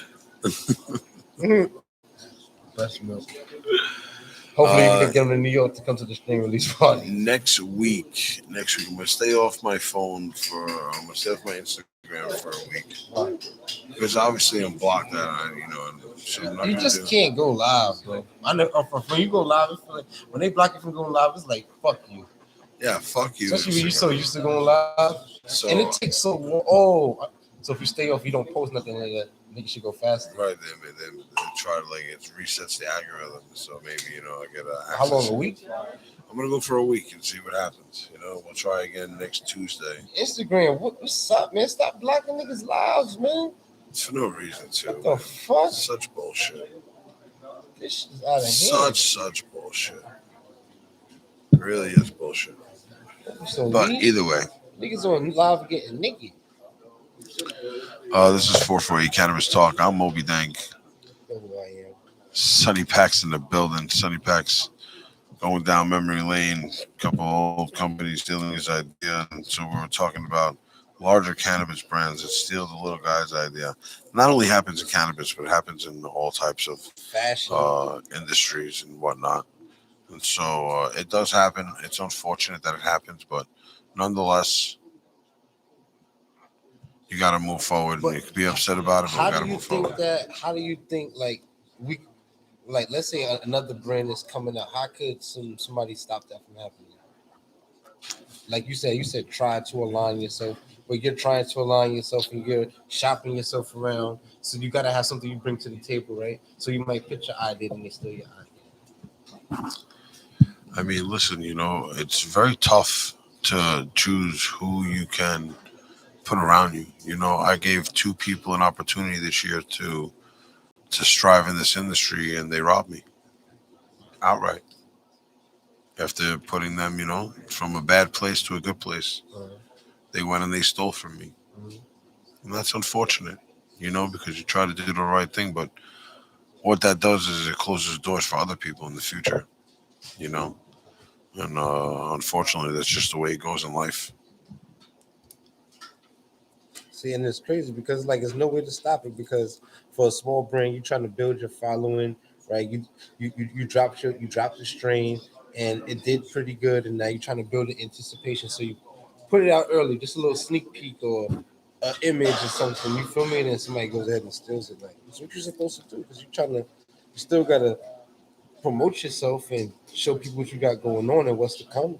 Absolutely, absolutely. Hi, Zenia. Listen, Sonny.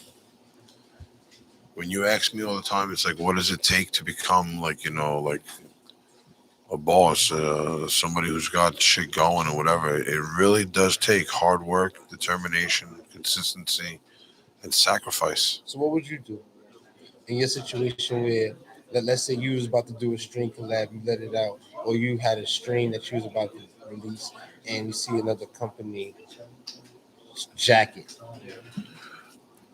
So, my whole thing is this. As a lot of people hate in this industry. A lot of people have hate towards me for whatever reason it is. They go around telling people, you know, bullshit fucking stories or whatever it might be, because I'm not out there like that in people's fucking faces trying to share blunts with people. That's not me. I'm not going out of my way to go hang out with you. I provide a safe space. I've always provided a safe space. And we own the safe space here. You guys don't own that safe space. You share it with a lot of people. And so you put people like me, people like Sonny at risk when we walk into those type of places because you never know who's now bringing somebody that you don't know some heat to that establishment. And now they see what's going on and they start watching the place every day. You know what I mean? Because you don't know that person. It has nothing to do with you. And so that's why I like staying here. I like staying here because we know pretty much everybody's walking through the door because you're being verified. If not, you're coming to somebody who is vouching for you and says, hey, I'm coming with these people. They want to become members. Here's their photo IDs, in the text or whatever it might be. And so when you walk up to the place and you're on camera, we immediately know that we can go at least at bare minimum go back into a text, or because we print that shit out immediately Something. and go into our paperwork and let's you know who that was. So when you come here, don't be a bozo. You're on camera. Show Play respect. yourself, man. Show respect because we're providing respect for you. And enjoy yourself. Man, Mo, this motherfucking how you pronounce it? Zrilla, Zrilla. Zrilla in Manila. Zrilla in Manila. That shit they got me high as a bitch, motherfucker. And I mixed it with the Katana. And then I mean, mixed it keep with your the head down Cuban. in the sense of like, don't get in nobody's business. Mind your neck, but keep your head up in terms of if you're gonna work hard. If you're talking about in terms of working hard, you work hard, man. You keep your head up. You keep your shoulders back, your chest out. Walk with confidence.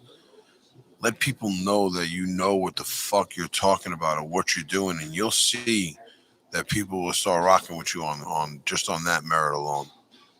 You know what I mean? No matter what anybody says. You know, Mo, it's like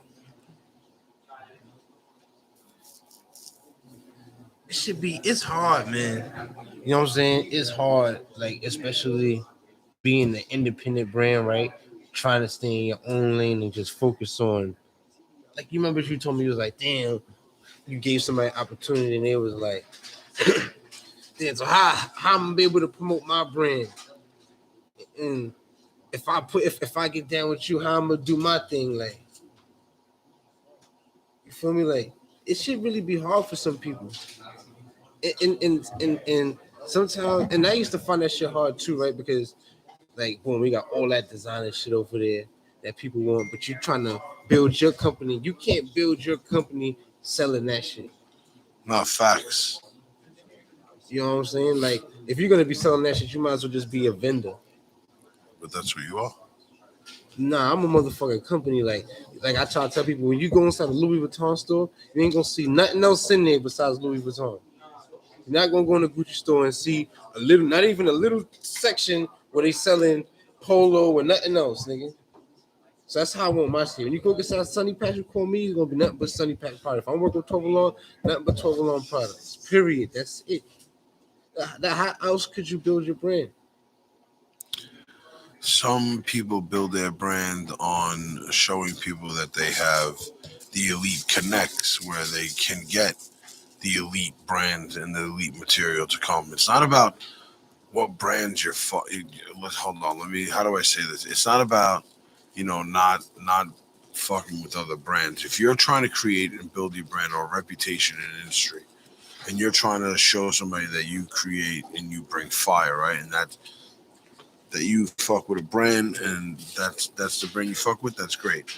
But other people feel like, they can show a showcase where it's like, I not only fuck with this guy who's awesome, I fuck with this guy who's awesome, I fuck with this guy who's awesome.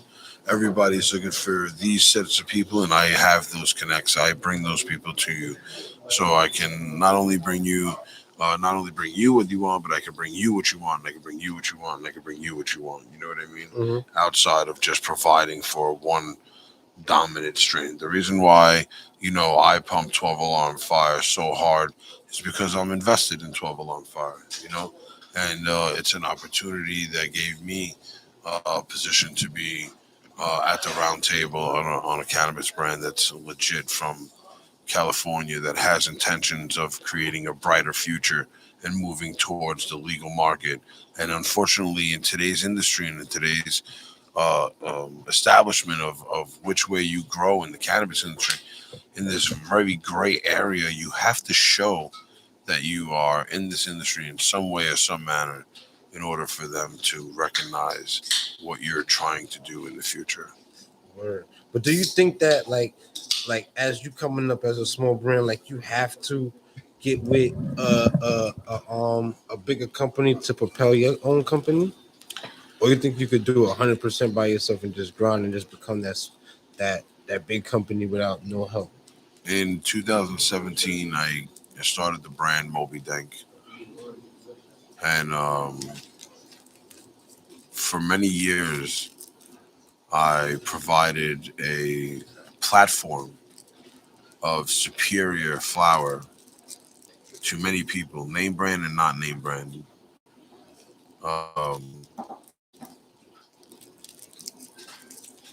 it's tough to put yourself in a situation where you want to provide the best and you want to push your own brand.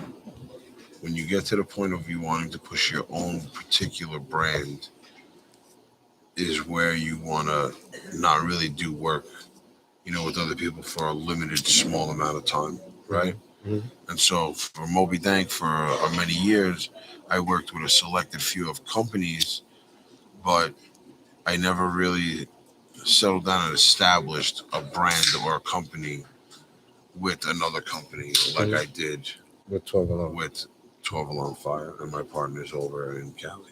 You know what I'm saying? So we were working together.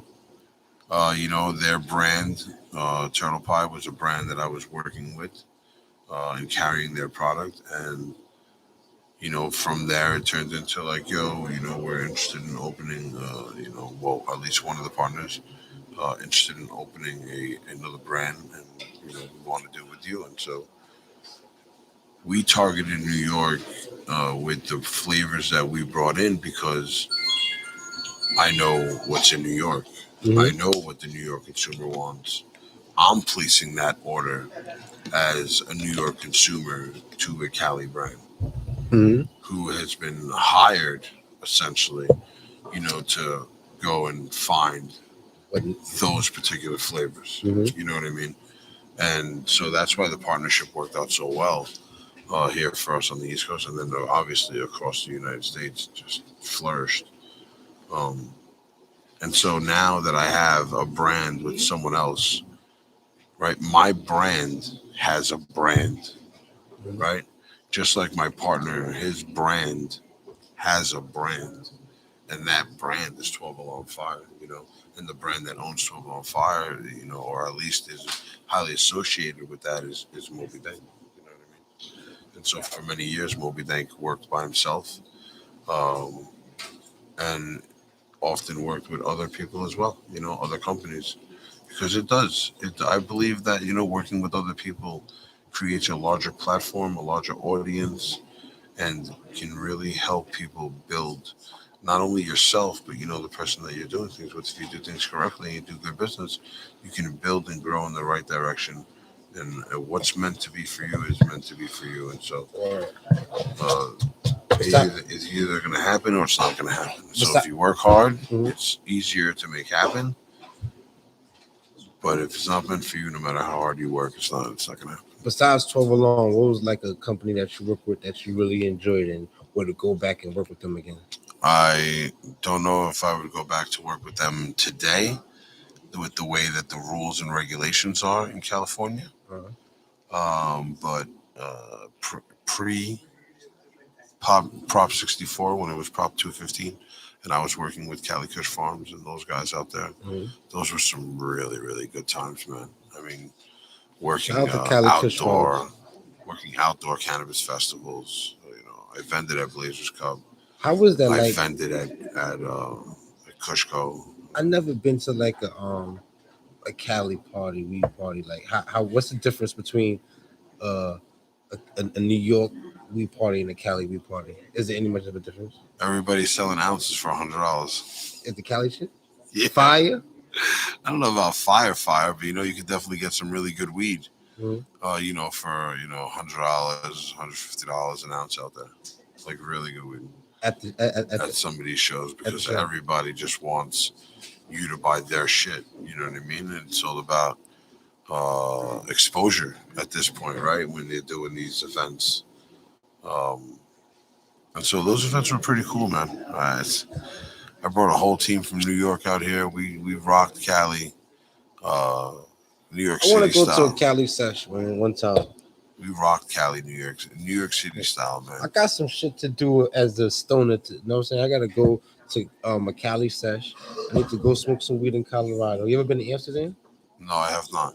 But I'd like to say that from some of the events that I vended at back in those days, some of those people are still clients of mine today, and or associates.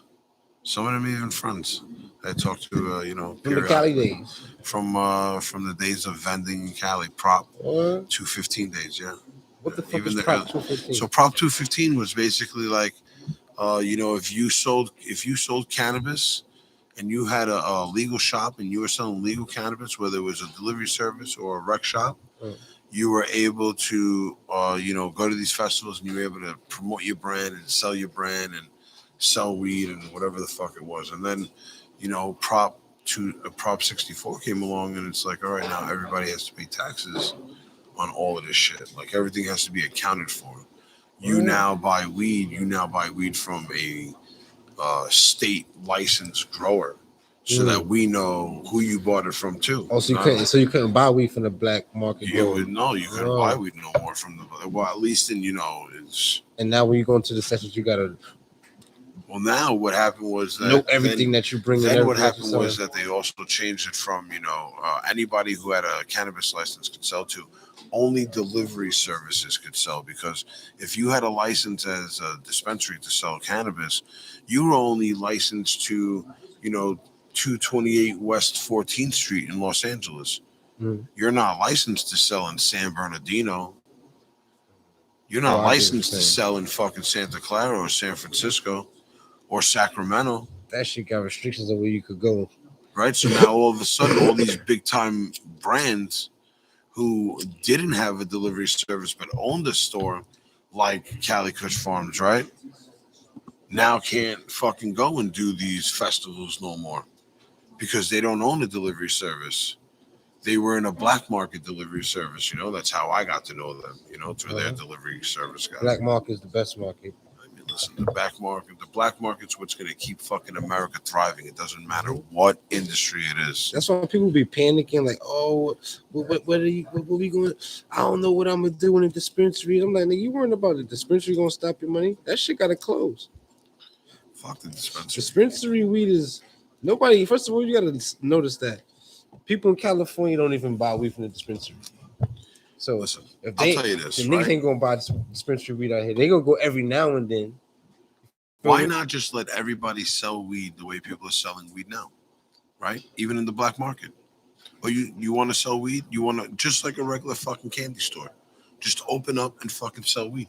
Because what's going to happen is the guy who's been going to be able to survive is the guy who's been surviving the whole time. What do you care where the fuck he gets it from? What do you give a flying fuck? I'm going to pay you. But the problem is that they got to get paid from me. They got to get paid from you. They got to get paid from him. They got to get paid from him. And so 65 people have to be associated in the fact that you want to sell weed in fucking New York. And because they can't get all 65 people to pay them, corporate America. It's all a money game. You can't sell weed. It's all a money grab. That's some bullshit. Just let people sell weed. It's feeding a lot of people. You're going to get paid. Let them open up shops just like you open up fucking delis. Same way you let these people open up these fucking halal stands and these fucking fruit stands, whatever, pizzerias, whatever the fuck it is. Exotic snack stores. You just let anybody open exotic because they don't want it. You know what it is? He says exotic snacks. But you know what it is? They don't. I think the government just don't want to give the average minority a chance to excel. No, you can't. They don't. They're not gonna let that happen. No, they're not gonna let an average immigrant or average day-to-day person be able to sell weed and make millions of dollars off that shit. Fuck no. If you don't need me, right, and we're not friends, are you gonna call me? Fuck no.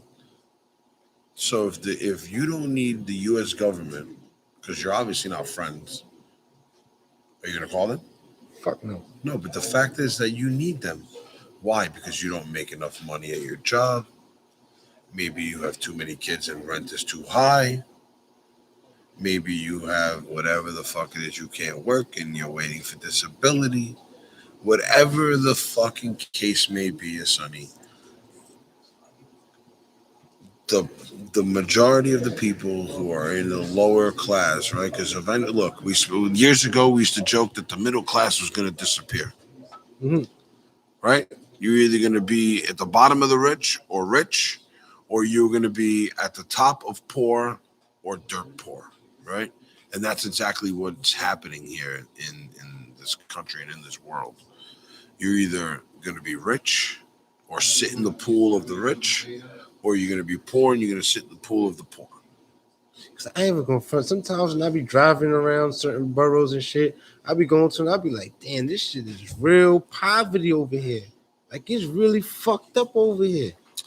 The more the United States civilian needs to depend on the U.S. government for food stamps, for WIC, for EBT, for unemployment, for housing assistance, the more they have the control over the civilian, because you need them. You need them to live comfortably, I don't understand. or you're gonna lose everything and you're just gonna go bye bye. But you know, some people are just lazy. But the info, like to sign up for food stamps and public assistance, like this shit, the info, they want too much information. Like you got to provide your whole life story just to get a little bit of money to buy groceries. Like you got two groups of people, and those groups of people are then broken down into three groups of people, right? You got people who make money and people who don't make money, right? And in the people who don't make money, you got the guy that doesn't know how to make money, right? He's unintelligent.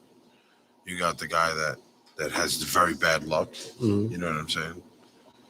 And then you got the guy who's lazy and doesn't want to do anything. In the group that makes money, you got the guy that breaks his ass to get out there and goes to make any dollar that he can, runs to the bag. Right? Mm-hmm. That's the guy who's lazy, who doesn't want to get to the bag. Right? You got the guy that's got all the luck in the world. Right? Everything he does, it's like King Midas, as I was told. Everything that I touched turned to gold. Right?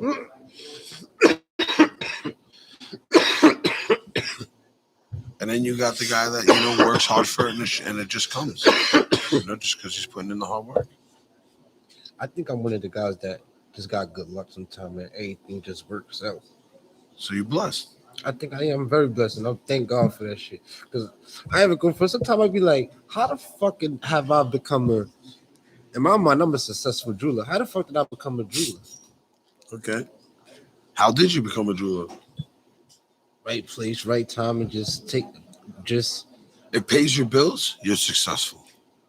It doesn't pay your bills, you're not successful. It paid bills when it comes. Yeah, definitely pay bills when it comes. Because with the jewelry business, is being a private jeweler is like it's not consistent, but it's like a good side hustle. You feel me? Yeah, it's a great side hustle. But who would have thought that I'd be selling it? I would be able to sell. So let me ask you a question: which pool do you consider yourself in? Do you consider yourself in the pool that makes money and is rich, or do you consider yourself in the pool that is struggling and has potential to be poor? You know what I'm saying? Is it considered in that poor class? Because like we said, there's no more middle class. Like right? Well, originally middle class. I'm poor. Originally middle class. We all be sitting in middle class here. I'm poor. Right? I don't want to be rich. Right? Just generally speaking, I'm not particularly speaking about one individual or any of the other. I don't want anybody to get insulted. I'm poor then, and that's cool. So you consider yourself in the bottom half of the pool of because I'm making money. Making money, but I'm not rich where I could afford not to go to work, or I could just afford to pay people to work for me. But okay, but that goes back into one of the three people. You one of the guys that makes money. He goes out there, he works very hard for it, and that's why you make money. You're lucky. I'm not one. I'm all three of them niggas in one. I'm the nigga that's gonna work hard. So I'm lucky. So then you're rich. I'm rich. Yeah, I might be rich in mine, but not like in financial. That's shits the greatest richness you could ever have. That's cool because they said that it says that a camel got a better chance of making it through a needle eye before a rich man can get into heaven. So I want to be rich. I want to be comfortable. It said a rich man can't make it to heaven. That's what they say in the Bible. What we're talking about in terms of today's rich. Right? Nigga, in today's It's a rich, different you mentality. need all Right? to be rich. Being in New York, rich in the year, 500 AD is a little different than being rich people's today. rich nowadays. And that's why those terms, being rich with no money. I'm going to tell you this. Stanley says it all the time. You can be the fucking greatest person in the world. You want to change the world. You want to do all these good things for the world. You need fucking coin. You don't make no fucking money. You can't do nothing. First, you go make the money. Then you go and save the rainforest. Then you go and you save the fucking extinct animals. You're not happy in life? Make some fucking money. Watch how happy you become real quick. But money still Money don't make bring you problems happy. sometimes. Money what? Money still don't make you happy sometimes. Money what? Money bring Don't problems. make you happy all the time. No, you know what that is? That's the greed inside of you. No, Nah, money I'm bring Telling you that the problems. money don't make I'm you just saying, happy. no, You know why? you Because gotta that allow- money is going to put you in better situations than you were in before. You never But felt then like you got- listen. That's why if you people got are family and- they if you got overrate that family, statement that but if you says, got family- "Oh, money don't make you if happy." you got Yo, listen, family, That's so- fucking bullshit. No, that's money's gonna make true. you happy. But listen, Money but gonna definitely listen, make you happy. If I got but a lot listen. of family I gotta take care of. I'm Yo, not but gonna listen, bossing this shit down with you never everybody felt so like- everybody can be happy. What are you That's talking Yo. about, bro? But hold on, but Mo, What you never talking felt about, like bro? what I'm trying to tell you. What you talking about? I'm trying to tell you. They say money don't make you happy. At the end of the day, money don't supposed to make you happy. Who And says then- that? Who's supposed to buy? I want to know. Hold on, because I told somebody the other day that I was gonna treat this podcast like I'm not gonna let just people talking. I'm not gonna understand what they're saying. I'm just gonna be like, okay, the fuck is you talking about? Go ahead. What you saying? I'm telling you, money don't buy happiness, man. First of all, who the It fuck could. is they? You said Good. they You say. don't have no bills and Hold on. responsibilities. You said Depending they how much say money you got, it could buy money don't happiness. make you So much happy. money you got. It Who the could. fuck is they? Who's they? People that don't make fucking money. That's who the fuck say that. Because anybody making money will fucking tell you that they happy. Or you may be sad at times. Maybe your mother died. Right? So why they say more You money, might be more sad at problems? times. So Maybe you why they say maybe more your money, more dog died. problems? Biggie said that. So why they say Maybe more you money, got more into a problems? fucking car accident. But let me tell you something. Let me tell you something, Yeah, bro. but then if you got Without money, you are not finding fucking happiness. I don't give a fuck for you faking it. You faking it. Because today's happiness is not the same Lena. happiness Yo, as Sergeant. fucking 1900. So much money, and I still look out for niggas. Huh? But you understand that's how it's gonna go faster if you ain't really doing nothing productive with your money. But So we why ain't they talking say about more money, that. more problems than more? We're not talking about that. We talking about having money, bro. Like what's having money? We ain't even Having money is that you first off, the way you talking, you know you don't have money. No, I don't. What's Right? money? That's, Yeah. but What kind that's of money what you I'm trying talking to about? say. That's the mentality approach, right? But As money soon as is you what? say, I'm thinking- I'm as talking soon about as you say, I millions. gotta That's worry about money, Millions. you don't got money. I'm talking about millions. I don't got no millions. No, I don't. Whatever it is what I'm trying to say. Nah, is it's that not whatever it is. if you 'Cause got I ran money, hundreds of thousands of dollars. listen, Like, if you that's got what money I'm- in life, you I'm talking making about money, millions. you're gonna be happy. Trust me. I was happy at one point here. Yo, so they said, so why they say more money, more problems then? Because you that's happy true. because you're making money. The more money you So you got, can't because be the happy more and people have you money, have telling, problems. or the more people you showing, and that's today's society's problem. Because the more money you got, the more money you want to show motherfuckers you got. Because you want to go buy yourself the 2022 Tesla to show motherfuckers you got it. You got to wear the Cuban link with all the But diamonds everybody not to like show that. motherfuckers you got it. Everybody not like that. So then that slogan don't apply to you. Not everything said in life applies to you or every situation that you got going on. No, but listen. Those scenarios apply to certain people who put themselves in certain situations, who took advantage of being in a situation. And Listen, that's how those slogans came to be. No, but listen, sometimes when you start making this X amount of money, right? Yeah. The pressure of continually having to make that kind of money could They say become the money depressing. don't change, man. The money, it only change listen, you. You feel me? Because look, once you make a certain amount of money, your whole lifestyle change, right? So now you got more money, so now your bills become more. Now you got the pressure to keep on making this money because these bills got to get paid because now you done upgraded your lifestyle, and that take a toll on certain people. Because even though you making money, you can still be depressed, be sad, and be droopy. All I know is this. the both of you have only been talking about how you need to help the whole fucking world. That's not what we're talking about. What we're talking about is if you got money in your pocket and you go to the fucking store, right? But not even beyond that. Let's talk about beyond that.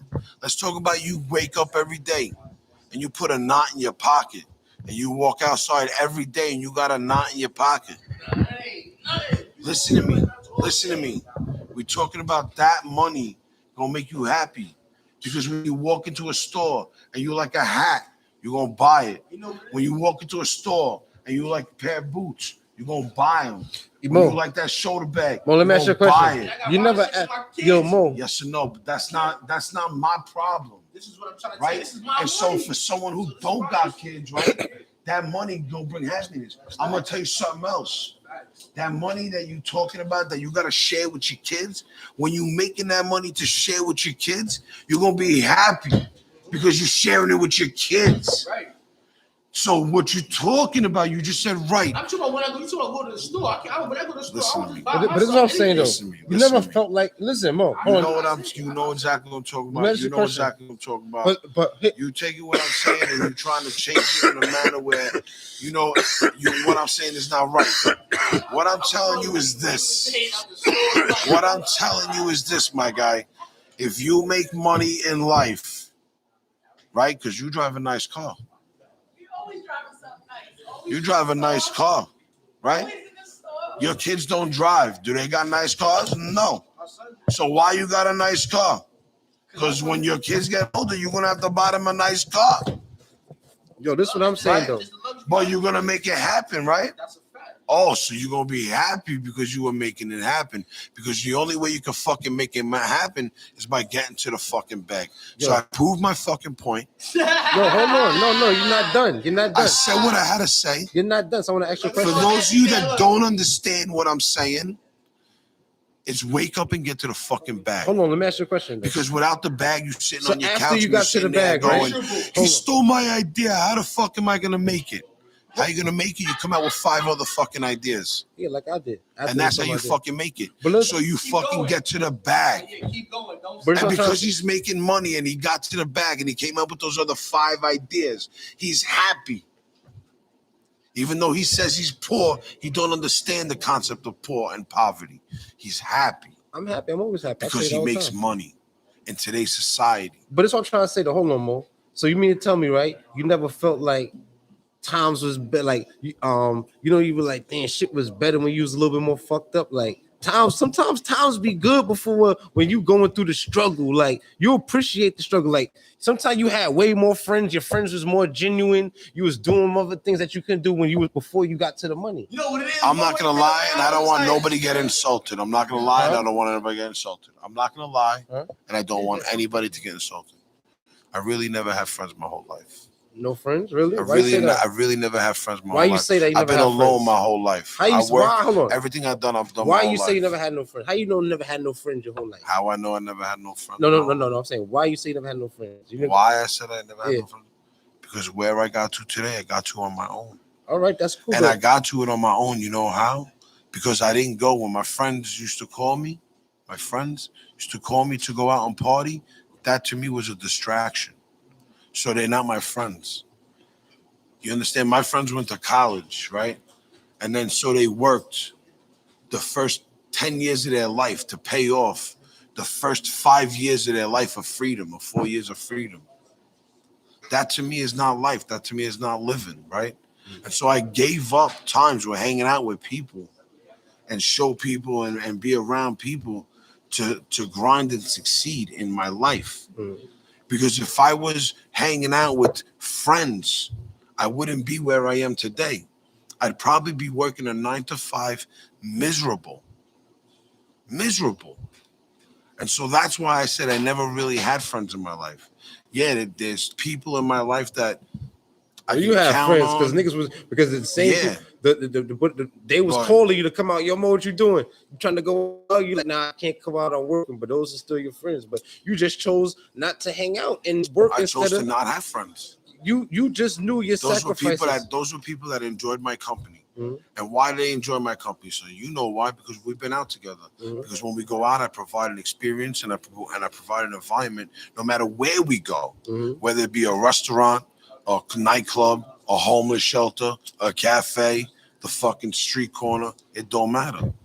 And so my presence in itself just makes people want to hang out with me. And I'm not trying to be conceited. I'm not trying, that's just the kind of energy that I got. That's I why feel you. people enjoy being around me, and I love it. That's why I'm in these places where I open establishments like this so that I can be around people and share my energy with certain people and provide an experience in a spot. We've been out together. We mentioned it on the last podcast. We went out. We go out once, twice. How many times in the 5-6 years we know each other? Mhm. Once or twice. We went out to like a real spot. You know what I mean? Mm-hmm. That's great.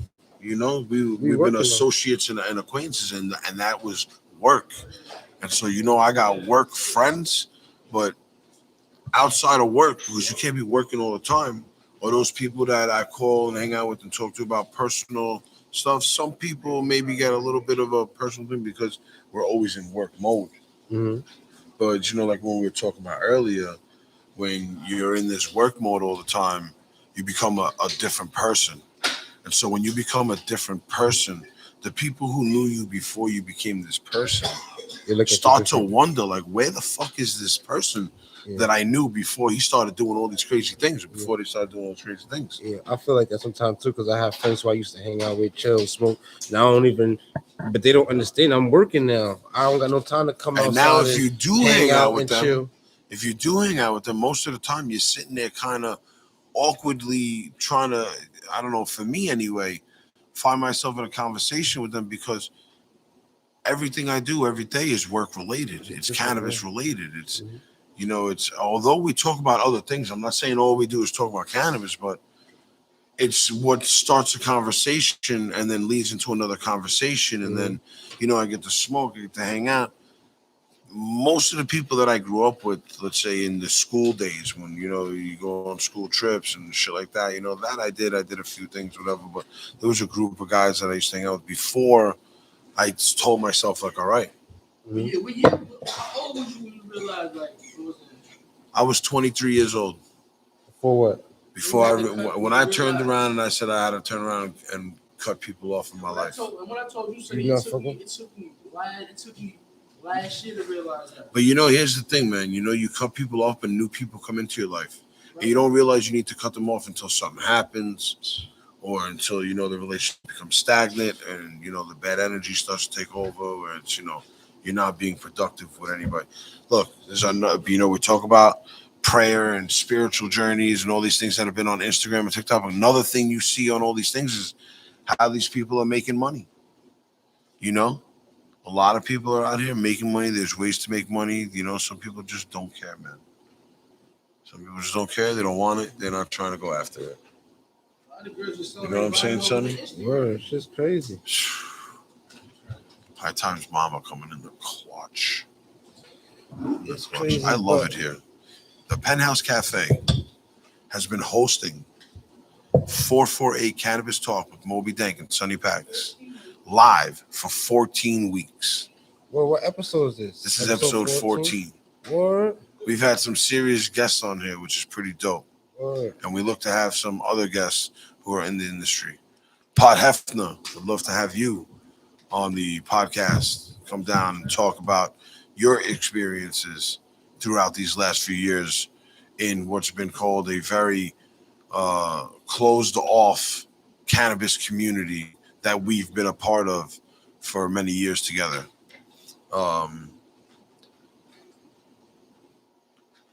So, man, and you live not that far, right? I think last time we spoke, you said you were pretty close to here. So come by anytime you want.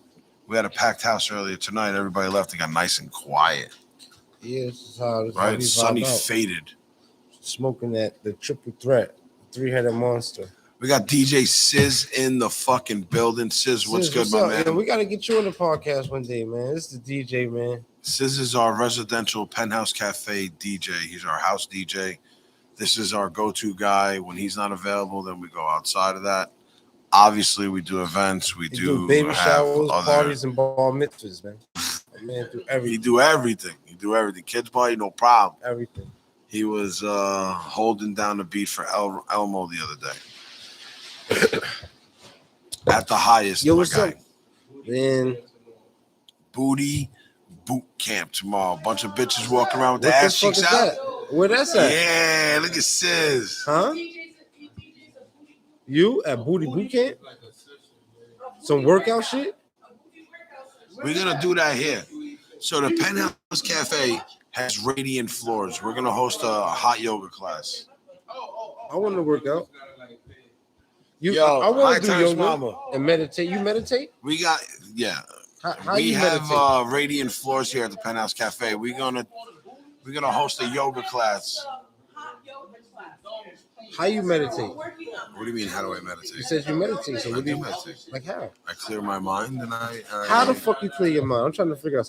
I've been trying to figure out what do you do to clear your mind? Like how do you clear your mind? Okay. So So I can't clear my mind. My mind is racing. Huh? I do drive in silence. I do lose focus sometimes. When you say clear your mind, on I the mean- road. Somehow though, I'm driving safe. But next thing I know, I'm 4 exits past where I needed to go. When you say clear your mind, right? And when you get upstate by me, those exits become like 16 miles apart. When you say clear your mind, though, you mean you're not thinking of absolutely nothing? I'm thinking about absolutely nothing. I can't do that. I can't Nothing. do that I don't need these headphones. either. It's I can't do crazy. that. I'm wearing them the whole time. I can't Fucking do it. so high, bro. I cannot just not Listen. think about nothing. What you need to do is you need to tell yourself, number one, that's enough, right? I've had enough for today. I'd like to clear my mind. They said, right? I was watching something. They Right? said And then you that. just start fucking thinking about nothing. They said, right? I was watching I'm this. just saying. I was watching this documentary, right? And they were saying that you're supposed to take one day off of the week to do nothing that benefits yourself. Make no money. You're supposed to just take one day off and just relax. I don't know what kind of bullshit religion that is. No, Not I don't want to say religion. bullshit. I'm sorry. I don't want to be rude. That's I don't what, listen to me. they even You God should took take- one day off. Look. To You rest? should be taking every day, Or Jesus. every day, right? There's how many hours in a day? 24. How do you divide that evenly down the middle? What does that divide in? First, you gotta say how many hours you sleep 12. first. No, How much see time right do you there? wake up? There's 24 hours in a day, Mhm. broken down to 3 parts of the day. That's 8 hours per each part. You got 8 hours for sleep and rest, whether you're sleeping or you're just resting. You got 8 hours for work and 8 hours for family and prayer. 8 hours. Yeah, right. That's proper delegation. But no, but us, we can't delegate our time like that because we working for more than 8 hours. Our work starts as soon as we wake up. That's where the problem begins. Oh, Sunny brother. Paks. Get home safe. The So problem you only work for begins. 8 hours? No. So it's No. impossible for us to only work 8 hours. No. And you know, like I said, sacrifice, right? So who is getting, what am I sacrificing? At that moment right there, I'm sacrificing family, right? Because I don't get to spend as much time with my family. I'm sacrificing my sleep. Mhm. I'm sacrificing my personal time to myself. But I'm doing it for the greater good of that one day. I don't have to work 8 hours. Maybe I can work 3 hours, you know? And right now I'm not working 8 hours. I'm working fucking 16, 17 hours a day. I'm working at least 12 hours a day. 13 You know what I hours. mean? Because the moment I wake up, I'm already working.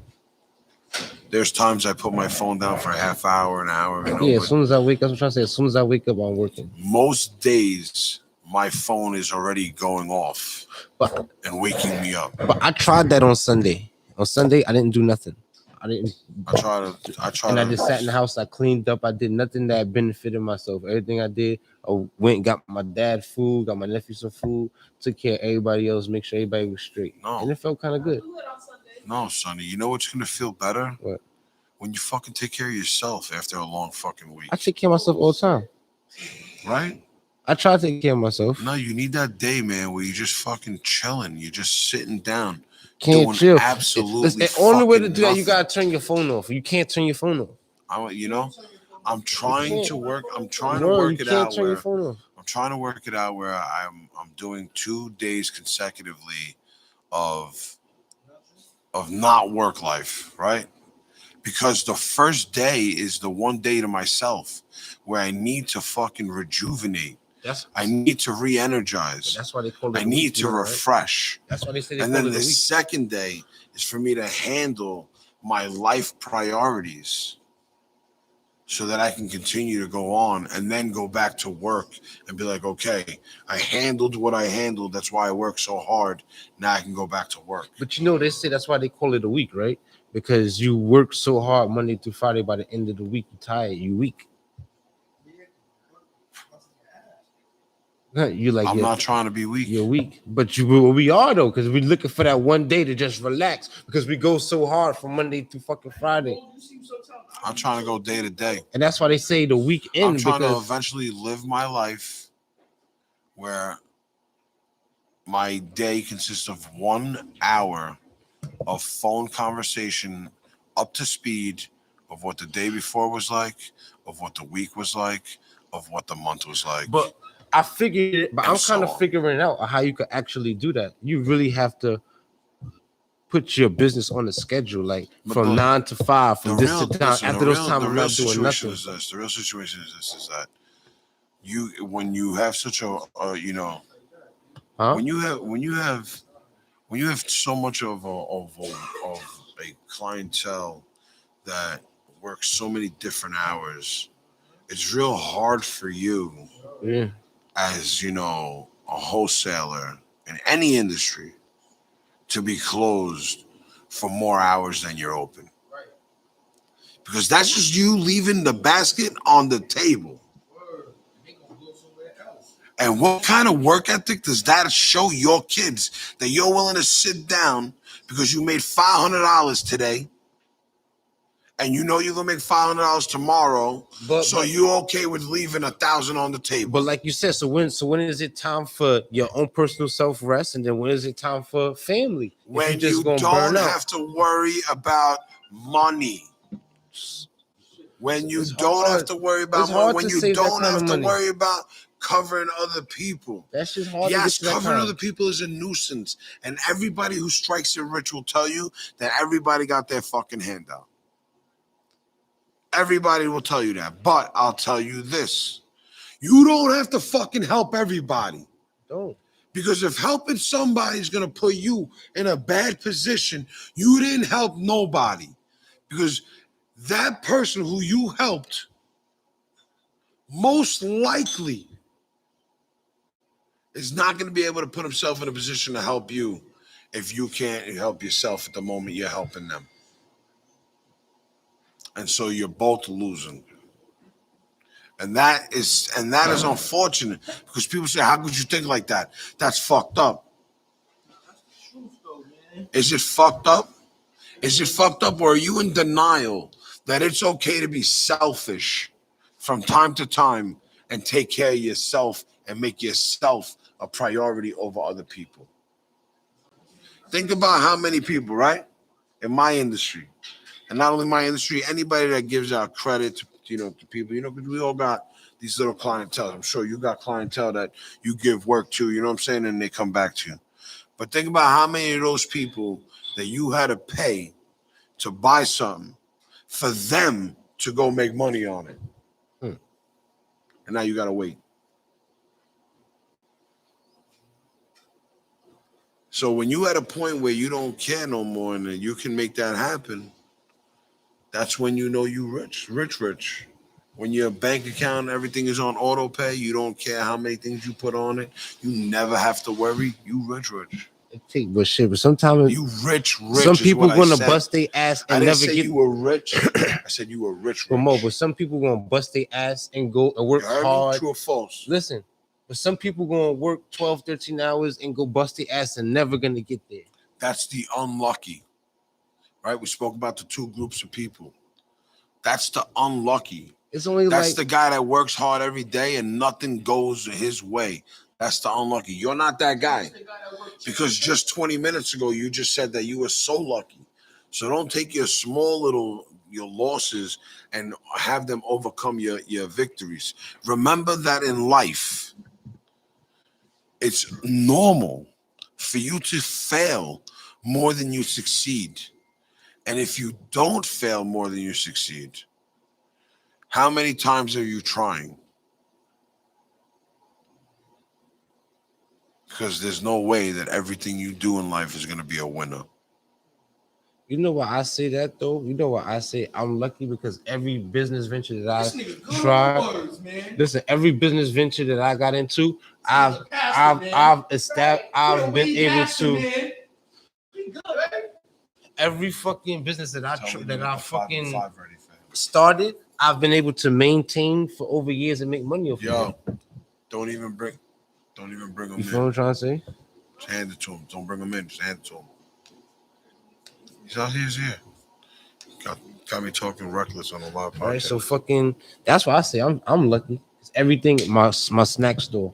I fucking open that shit up. I ain't have no experience in that shit. I'm just making money. The jewelry shit. I ain't had no. I just told my man like, listen, nigga, we hanging around this jeweler. Nigga, we hanging around this nigga. We need to be selling jewelry too. That's Okay. how we gonna become. So now you're selling jewelry. How many pieces of jewelry have you sold? A lot. Hypothetically speaking. A lot. I don't want us to get into too much numbers in here. How many people out of the a lot that you have sold, right? Mm-hmm.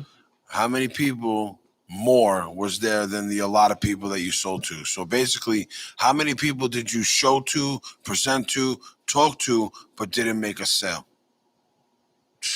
Way more than bought. You see what I'm saying here? But people bought. You're gonna fail more than you But succeed. that's not failing. Failing is right? me not But selling look, one piece but of jewelry. Look, no. That's failing. No. Yes. That's a complete failure, right? But we're talking about day-to-day failures, right? Every day, you're not going to sell a piece of jewelry every day. But when you sell a piece of jewelry, that's a victory, Mhm. right? And so your victory's got to be enough to cover your failures, Mhm. right? But you're going to always have more failures than victories. You're always going to have more days in the week where you sold nothing. No, than as opposed to when you did. But that's because that's something you do on the side, Mhm. right? But in the beginning, in every business you do, even though your business is a success, there's going to be more mini failures than many successes through that. No, of course. The big successes make you the overall success. They got to cover the lawn, but you got to fail. It's like failing and saying, all right, I got it out the way. Let's go. You know how it goes. You might catch a success. That shit happened one day. That shit might hit 2-3 more days. You know, like, you know what I'm saying? But it covered, like you said, cover the losses because you can have another something. If you get a successful day one day, you might get that shit 2-3 days. You know what I'm saying? That's how it might happen. And then, then you might go down to another 3-4 days of losses. But not even a loss, just of nothing. Of nothing. Yeah. You didn't gain nothing. And remember that it costs money to do nothing. Word. You still got a lifestyle. Yeah. Your baby still got to eat, right? You gotta eat. Yeah. Gotta put gas in your car. Your baby mama got to eat, right? Everybody got to eat. You got to eat. I don't got. And I'm not even talking about like make money eat. I'm talking about like you got to actually eat food. No, I don't really even actually eat. I gotta make sure they eat though. They gotta eat. You gotta make sure they eat. Before I eat, they gotta eat. But it's only so many days that you can make sure that they eat that you don't eat before you have to eat. I mean, so some days you might gotta go starving so they can eat. What? Some days you gotta go starving so you can eat. Some days your baby mama gotta not eat. Yep. But the baby gotta always eat. The baby gotta always eat. Yo, but kids gotta always eat. Your kids don't look as good as you. Your kids don't look as fly as you. And your kids look like a mess. I'm trying to learn how to get rich, so I'm paying attention.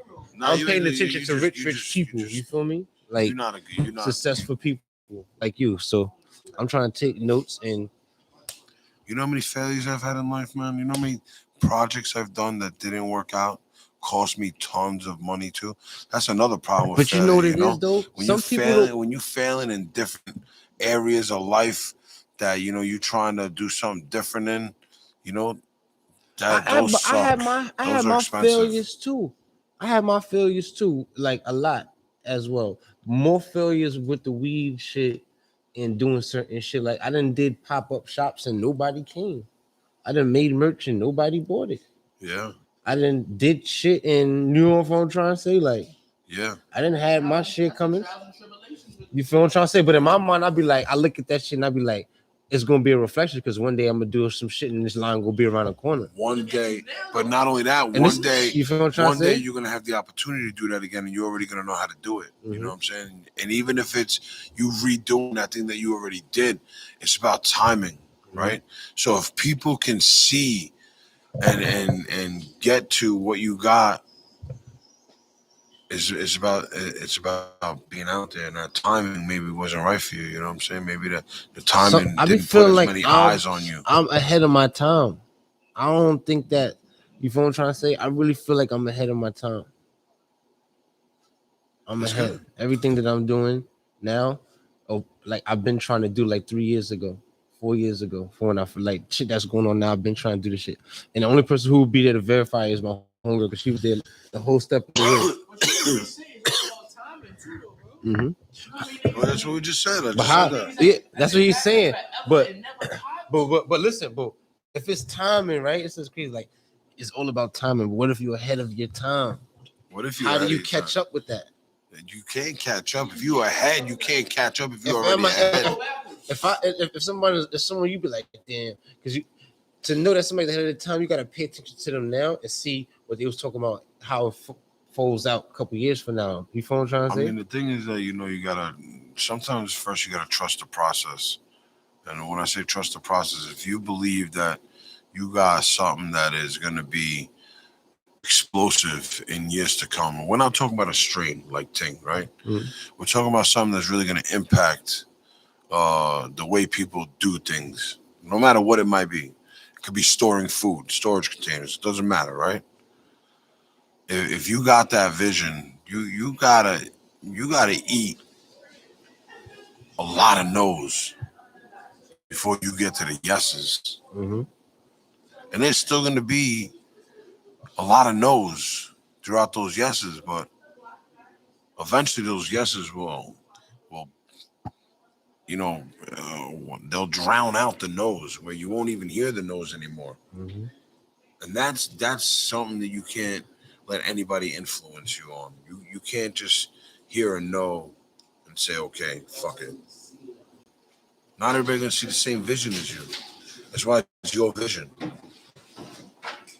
We know the hard thing for some people. Sometimes people be having vision, right, and have a good vision, but just don't have the financial backing to try to convince people into. Like I remember before I got with 12 Alarm, bro, I used to reach out to so much people, like to try to work with people and like pitch ideas, and nigga won't take it, nigga won't fuck with your idea, but then go behind your back and steal it. Like even besides the weed company, like even with events that I was doing, like niggas have stole my event ideas, did events behind my back. That's how that game will go, though, bro. You feel me? Look how many niggas, like, you don't see how Balenciaga stole Aces. But what I'm saying, but even with the stealing shit, right? But what if this idea was my chance or my opportunity to change my life or even take my company to the next level? But now somebody else, now it's back to the drawing That board. means that it wasn't your chance. But what that means is that it wasn't your chance. It wasn't your opportunity. It wasn't your time.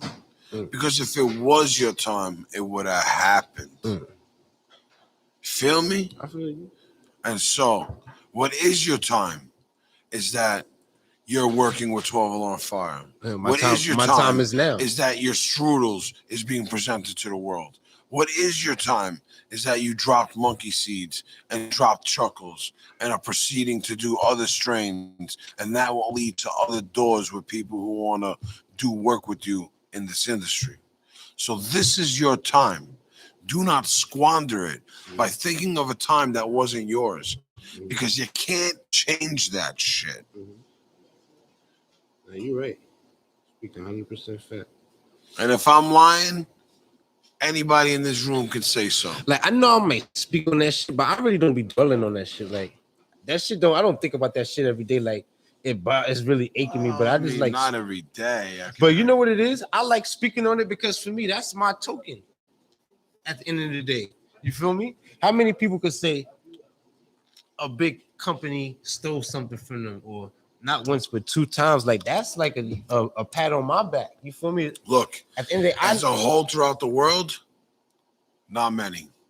As a small group of society who's out there hungry and trying to make shit happen, a lot of fucking people. no, but when I say A that, lot of but- fucking people. I'm gonna tell you something else. I started a company, Mhm. made it in a fucking newspaper, Mhm.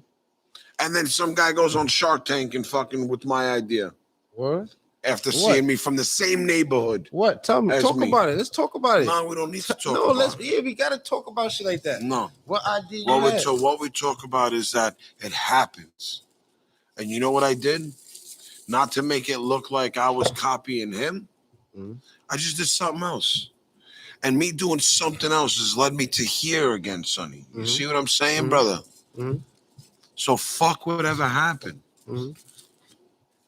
They say in Spanish, para adelante, right? Para adelante. Para adelante. Para. I'm so fucking. Like I said, I don't dwell on it, tongue-tied. but like I said, Mo, look, How do you they the say? you How the do they you say the it? originator, right? Like in New Para York City, adelante. in New York City, like on the motherfucking Mount Rushmore or the goats in New York City, like you there, like you know what I'm trying to say? And then there's the next generation, which is me.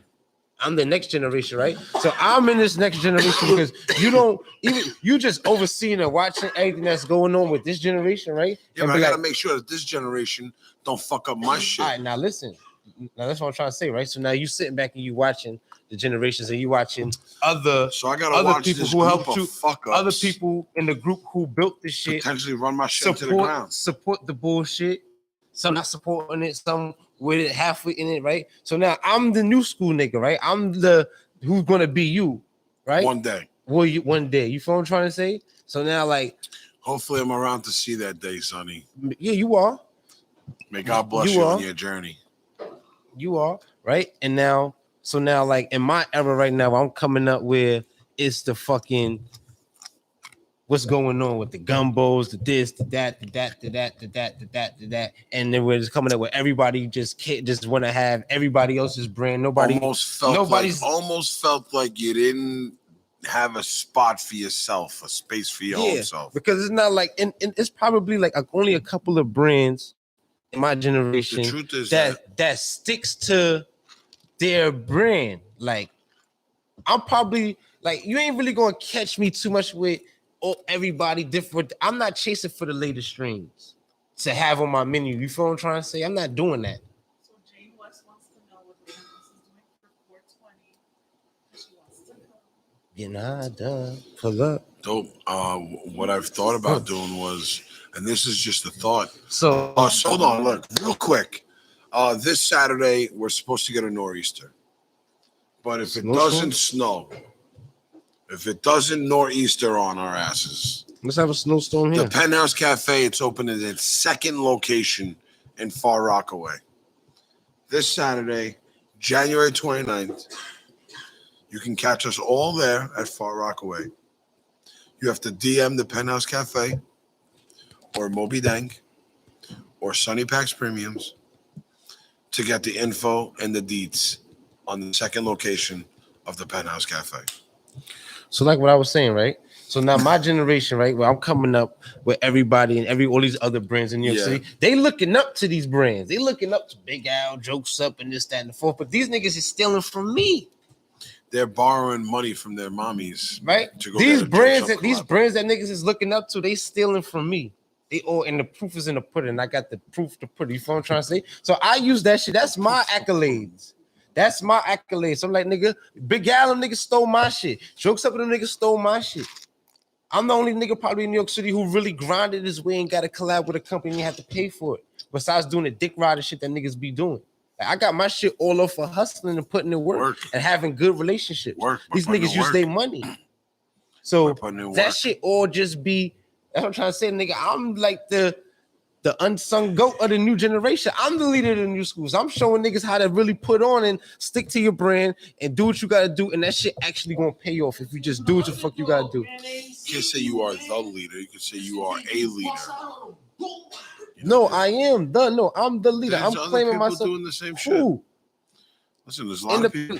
There's a lot of people. No, it is putting people on. Look, take a guy like myself. It is Right? not Take for a guy free like though. myself. Not for free. What you A mean? lot of these niggas ain't gonna put niggas on. You gotta pay to get put on. You know how many people I put on for free? I know, but And then I'm not try to saying, go on to do their own thing. I'm not saying that, but thinking I'm saying, that they knew everything. That they in were our better generation, than me, that they're in smarter this, than me in this listen, industry. see, you the I've old been generation. doing this since I'm fucking 12 years old. You the old generation, though, Mo. 12 years old. You the don't old fucking generation. believe me? In this Go generation, motherfuckers on fucking Bay in this Parkway generation, and 60th in this Street. new generation, right? That just launched like in 2017, 2018. This new weed shit that's going on, nigga. Only you getting put on is if you pay. A lot of niggas wouldn't be on if they didn't pay for the collab. You was doing that shit for free back then. They used to do that shit for free. Look, all I know is that I really didn't start getting any collab recognition with companies until I moved back to New York and started working exclusively with Turtle Pie Co.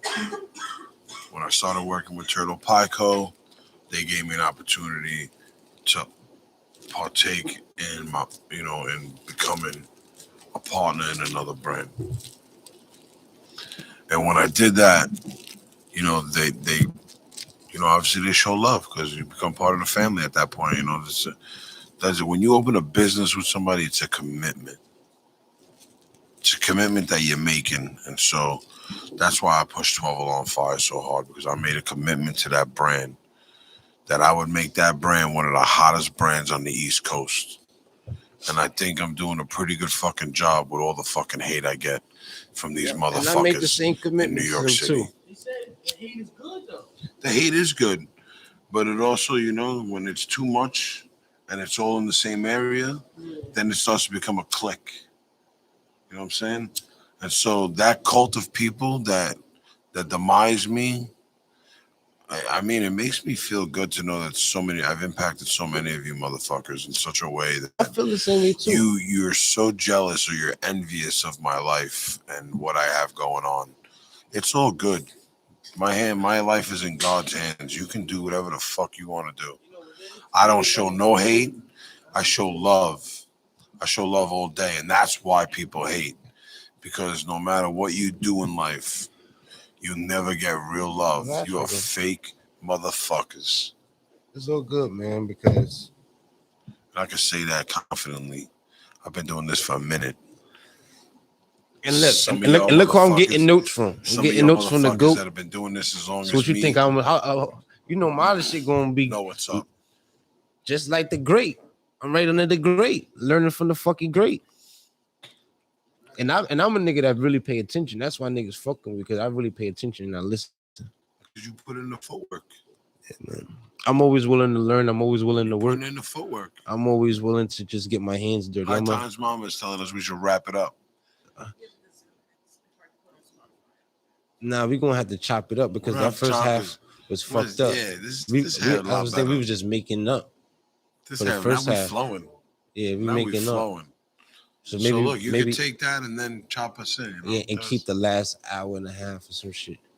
We'll figure it out. That Even first while hour we was do this, gone. She's gonna have to edit all this out too. Well, whoever. That's why we pay her the big dollars around here. The master engineer. Sonny has Her name is to, fucking Lena Pacina.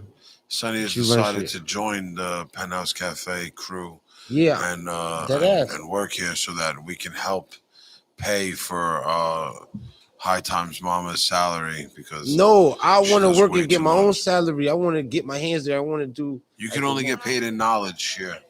Huh? You can only get paid in knowledge here. All right, that's cool. Pay me in knowledge and bud, nigga. I don't want no not cap. bud. Not Pay bud. me in bud. No. Pay me in bud. No. I will pay you in knowledge. Straight knowledge. I could do that. Come here. We could chop it up all day. Pick your brain. How to get rich. All day for free. So I need to ask you something. Like, what the I fuck you usually think? charge What do a you lot think of I'm? money What for do you think I'm not doing right? What do you think You I'm don't not wanna doing? know. Sometimes I'll be. You don't want to know on the I really live. do want to know. Not on the live. Huh? You don't want to know on the live. All right. So no. What do you think that I should be doing to make my brand bigger? Like, what do you think What do that? I Because think? you know what I feel like? I feel like it's something that I'm missing to really take me to that next level. I'm not working with 12 Alarm and it's gonna get good, but like as far as like popularity wise, I don't know. You know, I really don't know. I got my platform because I did a lot of those underground shows when they were exclusive. You know, when not everybody was able to go to them. so you caught Before the there good was a show times. every day. You caught the You good know, times. Now every day shit just like who it's cares? so watered down.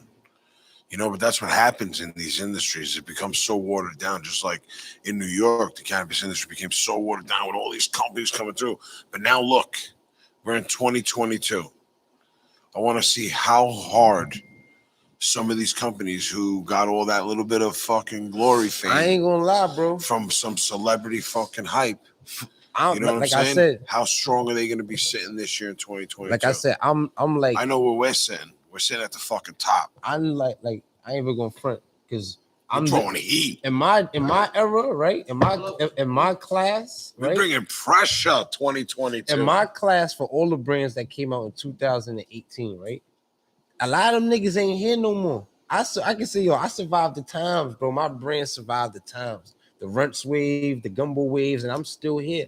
That's good. Niggas see my bags, the niggas know, like, yo, that's pressure. Now, Sunny shit fire all around New York City for Yeah. years. Yeah. And that's what people say about 12 Alarm Fire.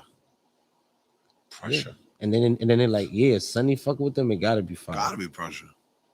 And that's what happens when you collab with certain people. That's why And you start collaboration is doing good. work with certain people who are putting in the same effort, if not more effort than you. What are you doing? And if people do get a collab and do get the opportunity to work with a company, I would love to smoke a whole blunt.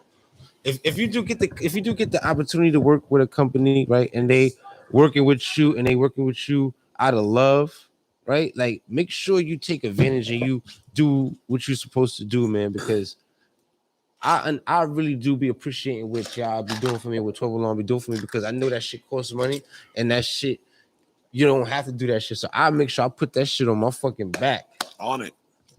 Sunny works. I put that shit on my back like that shit was my company, man. Sunny works. Like I don't know what I'm saying. Like Who's trying to tap in?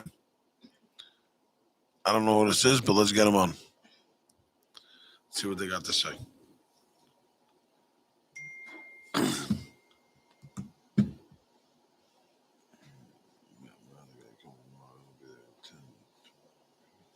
oh, he must have jumped off.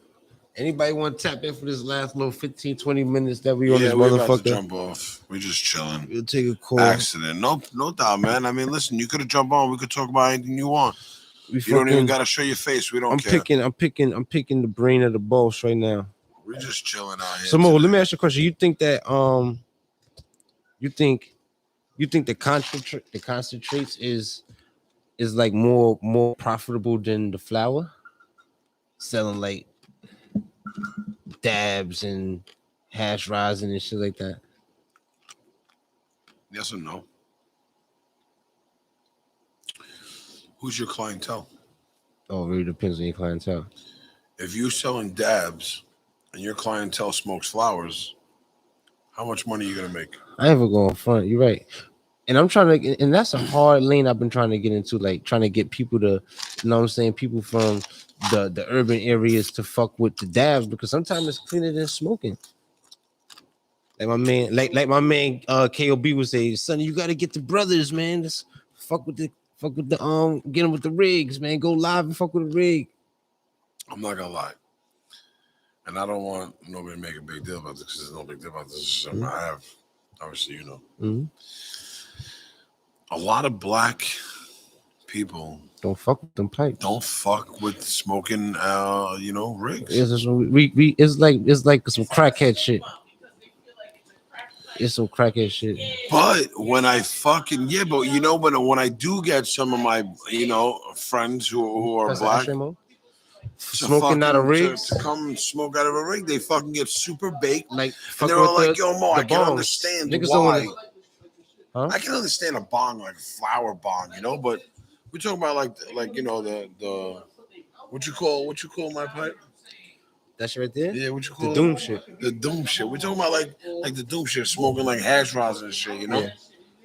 they get lit, and they enjoy the high and the experience. They gotta relax. They gotta chill out because obviously their first time. But that's like they're not a real weed smoker. Because all weed smokers want to hit the bong and hit the hash rising and get stoned like a real stoner. You feel me? And the way to get stoned like a real stoner, you gotta fuck with the bong. Even Cypress Hill and them niggas was smoking that shit.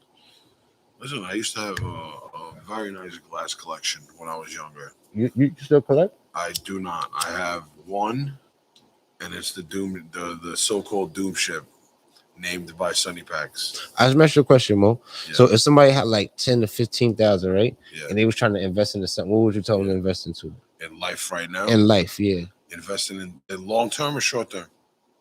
Long term, where they could just put Invest that in money. Ethereum. Ethereum. Why every man? What's up with this Bitcoin shit? You really believe this shit? Invest in Ethereum. Go put 10K in Ethereum and hope Bitcoin that right shit now goes. is at not Bitcoin. Ethereum right now is at what, $2,500 or some shit like that for the coin. That one day is gonna be just like fucking Bitcoin, 60,000. And whoever got it now is gonna have the money. The motherfuckers got now when Bitcoin first started. You're gonna make some coin. So you're telling me I should go put $5,000 into Ethereum? Go buy me two Ethereum. Box don't do it for me either. Go buy yourself some. Yeah. I would say definitely do that. If you can buy yourself $15,000 worth of Ethereum right now, go buy it. And then how long would I be happy? Buy it, bro. It's only gonna go up, so it doesn't even matter. It's not like Bitcoin where it's gonna do a $30,000 drop. This is, the Ethereum.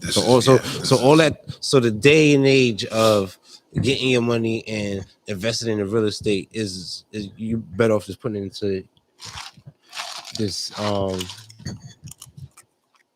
digital market, digital money. Yeah, that's crazy. Look what the world came to. They said, "Fuck real estate. Go buy you a Ethereum coin." Go buy an Ethereum coin. Ethereum, right? Damn, Ethereum it's called. That's crazy. Shout out to my boy Tapped In, always with the best grabber. I don't like grabber. You should try it one day, man. You keep saying you don't like it. You don't like it. You ain't even tried it.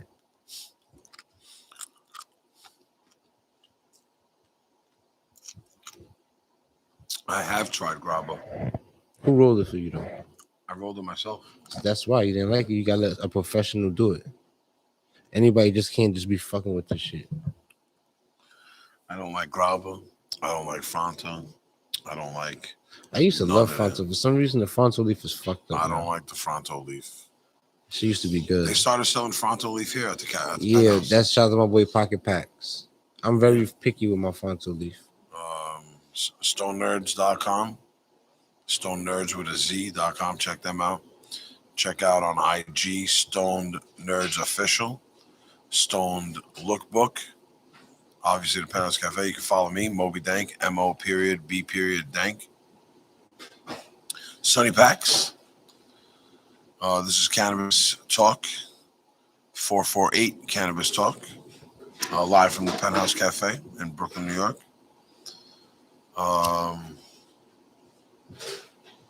We have had a super long show that has been kind of drawn out, but at the same time has just been us bullshitting and just relaxing. Some real nigga shit today. Last week we spoke about how, child support, blah, blah, blah. This week we're talking about child support losing to Sunni Paks. So one for child support, one for Sunni Paks. As we wrap up this show of 448 Cannabis Talk. Yep. Thank you to High Times Mama and all the staff here at the Penthouse Cafe. And we'll be back next week for some more shit to talk about. From Brooklyn, Shout New out to York. my boy Elroy Jetson for always being here. He's like the third motherfucking co-host on the side. Lena, the Penthouse. Shout out to my boy Mark, who been holding us down. Marcus Aurelius. Word? Whoa! Get the fuck out of here. Hey! Yo, we gotta get your motherfucking Kizzy. Mark getting high today. Oh shit! How old you turning, bro? Damn. How Shout- old? 34. Shout out to my boy Mark. Oh, if you would turn 35, I would have bought you a gift. That's like a special My age. boy Mark. 34. Nobody gives a Penthouse, fuck, Mark. 12 on fire, family. Nobody gives a Wonderful fuck, guy, man. 34. That's my guy right there. Am I Humble right? guy. Good dude.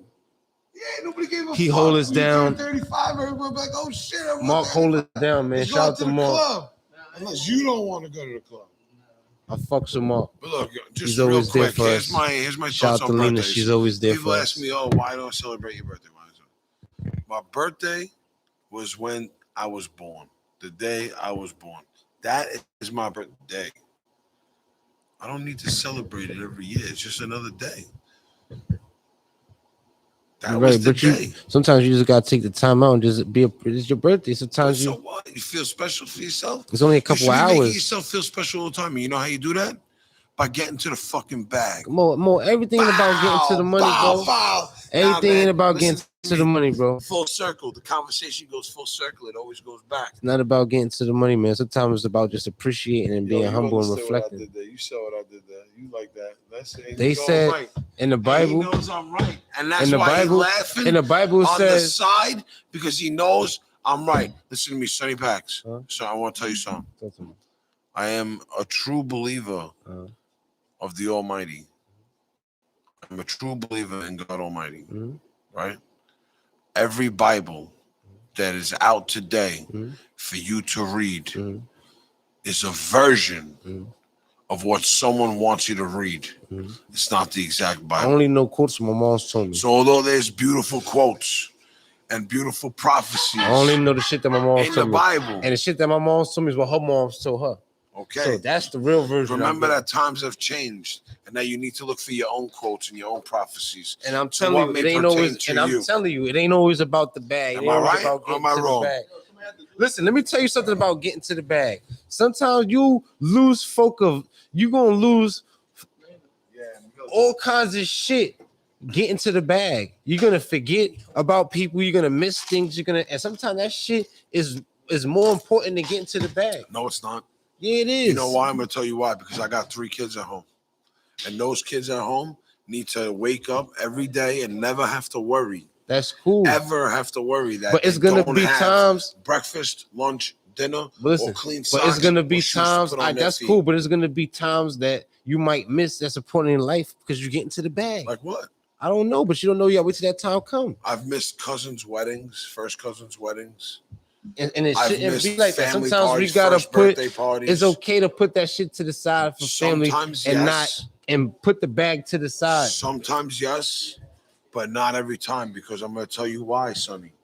There's always going to be more birthday parties, more parties. No, you don't more know that. You celebrations. don't know if you're gonna live to more see and that. more you're going to have to go to. You don't know if you don't you're if you're have gonna to make go it to there. throughout the year. That's You going to don't take know. away from you getting to the bag properly. No, that's cool, but you don't even know if you're gonna be able to make it next year. You don't know. We ain't promised tomorrow. We don't know what tomorrow brings. So if you got the opportunity to show up and go to a family event, and you got to go do that shit now, you got the opportunity, Mo. You know that.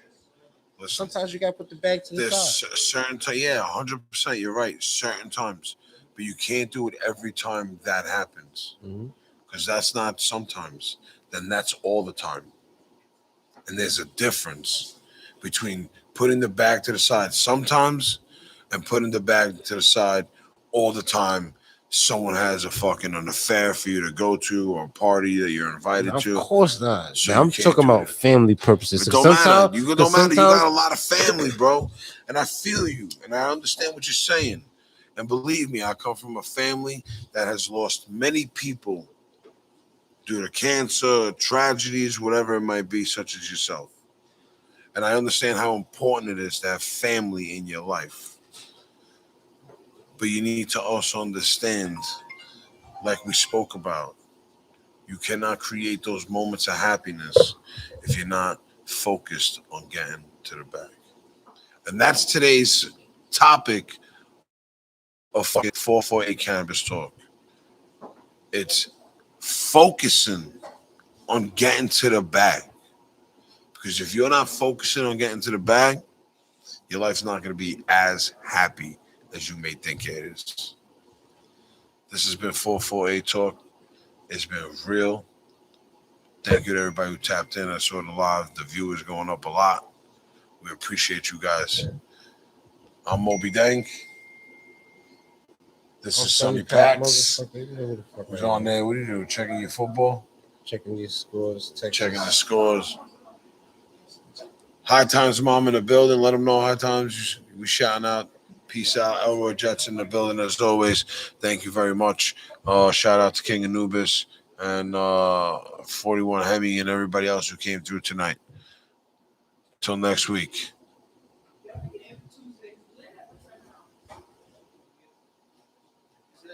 Keep going. Gotta keep going. Keep going. We gotta fucking keep going. The time you stop, that's when shit start going. And you like, what? Why you stop? Oh, yeah. Look, longer than 2 hours, right? No, I ain't gonna hold you. It's been like Later. that lately. Another nigga was saying I was about to hit live. He was like, yo, what the fuck on? They got me past the hour on this shit. Instagram shit is ridiculous.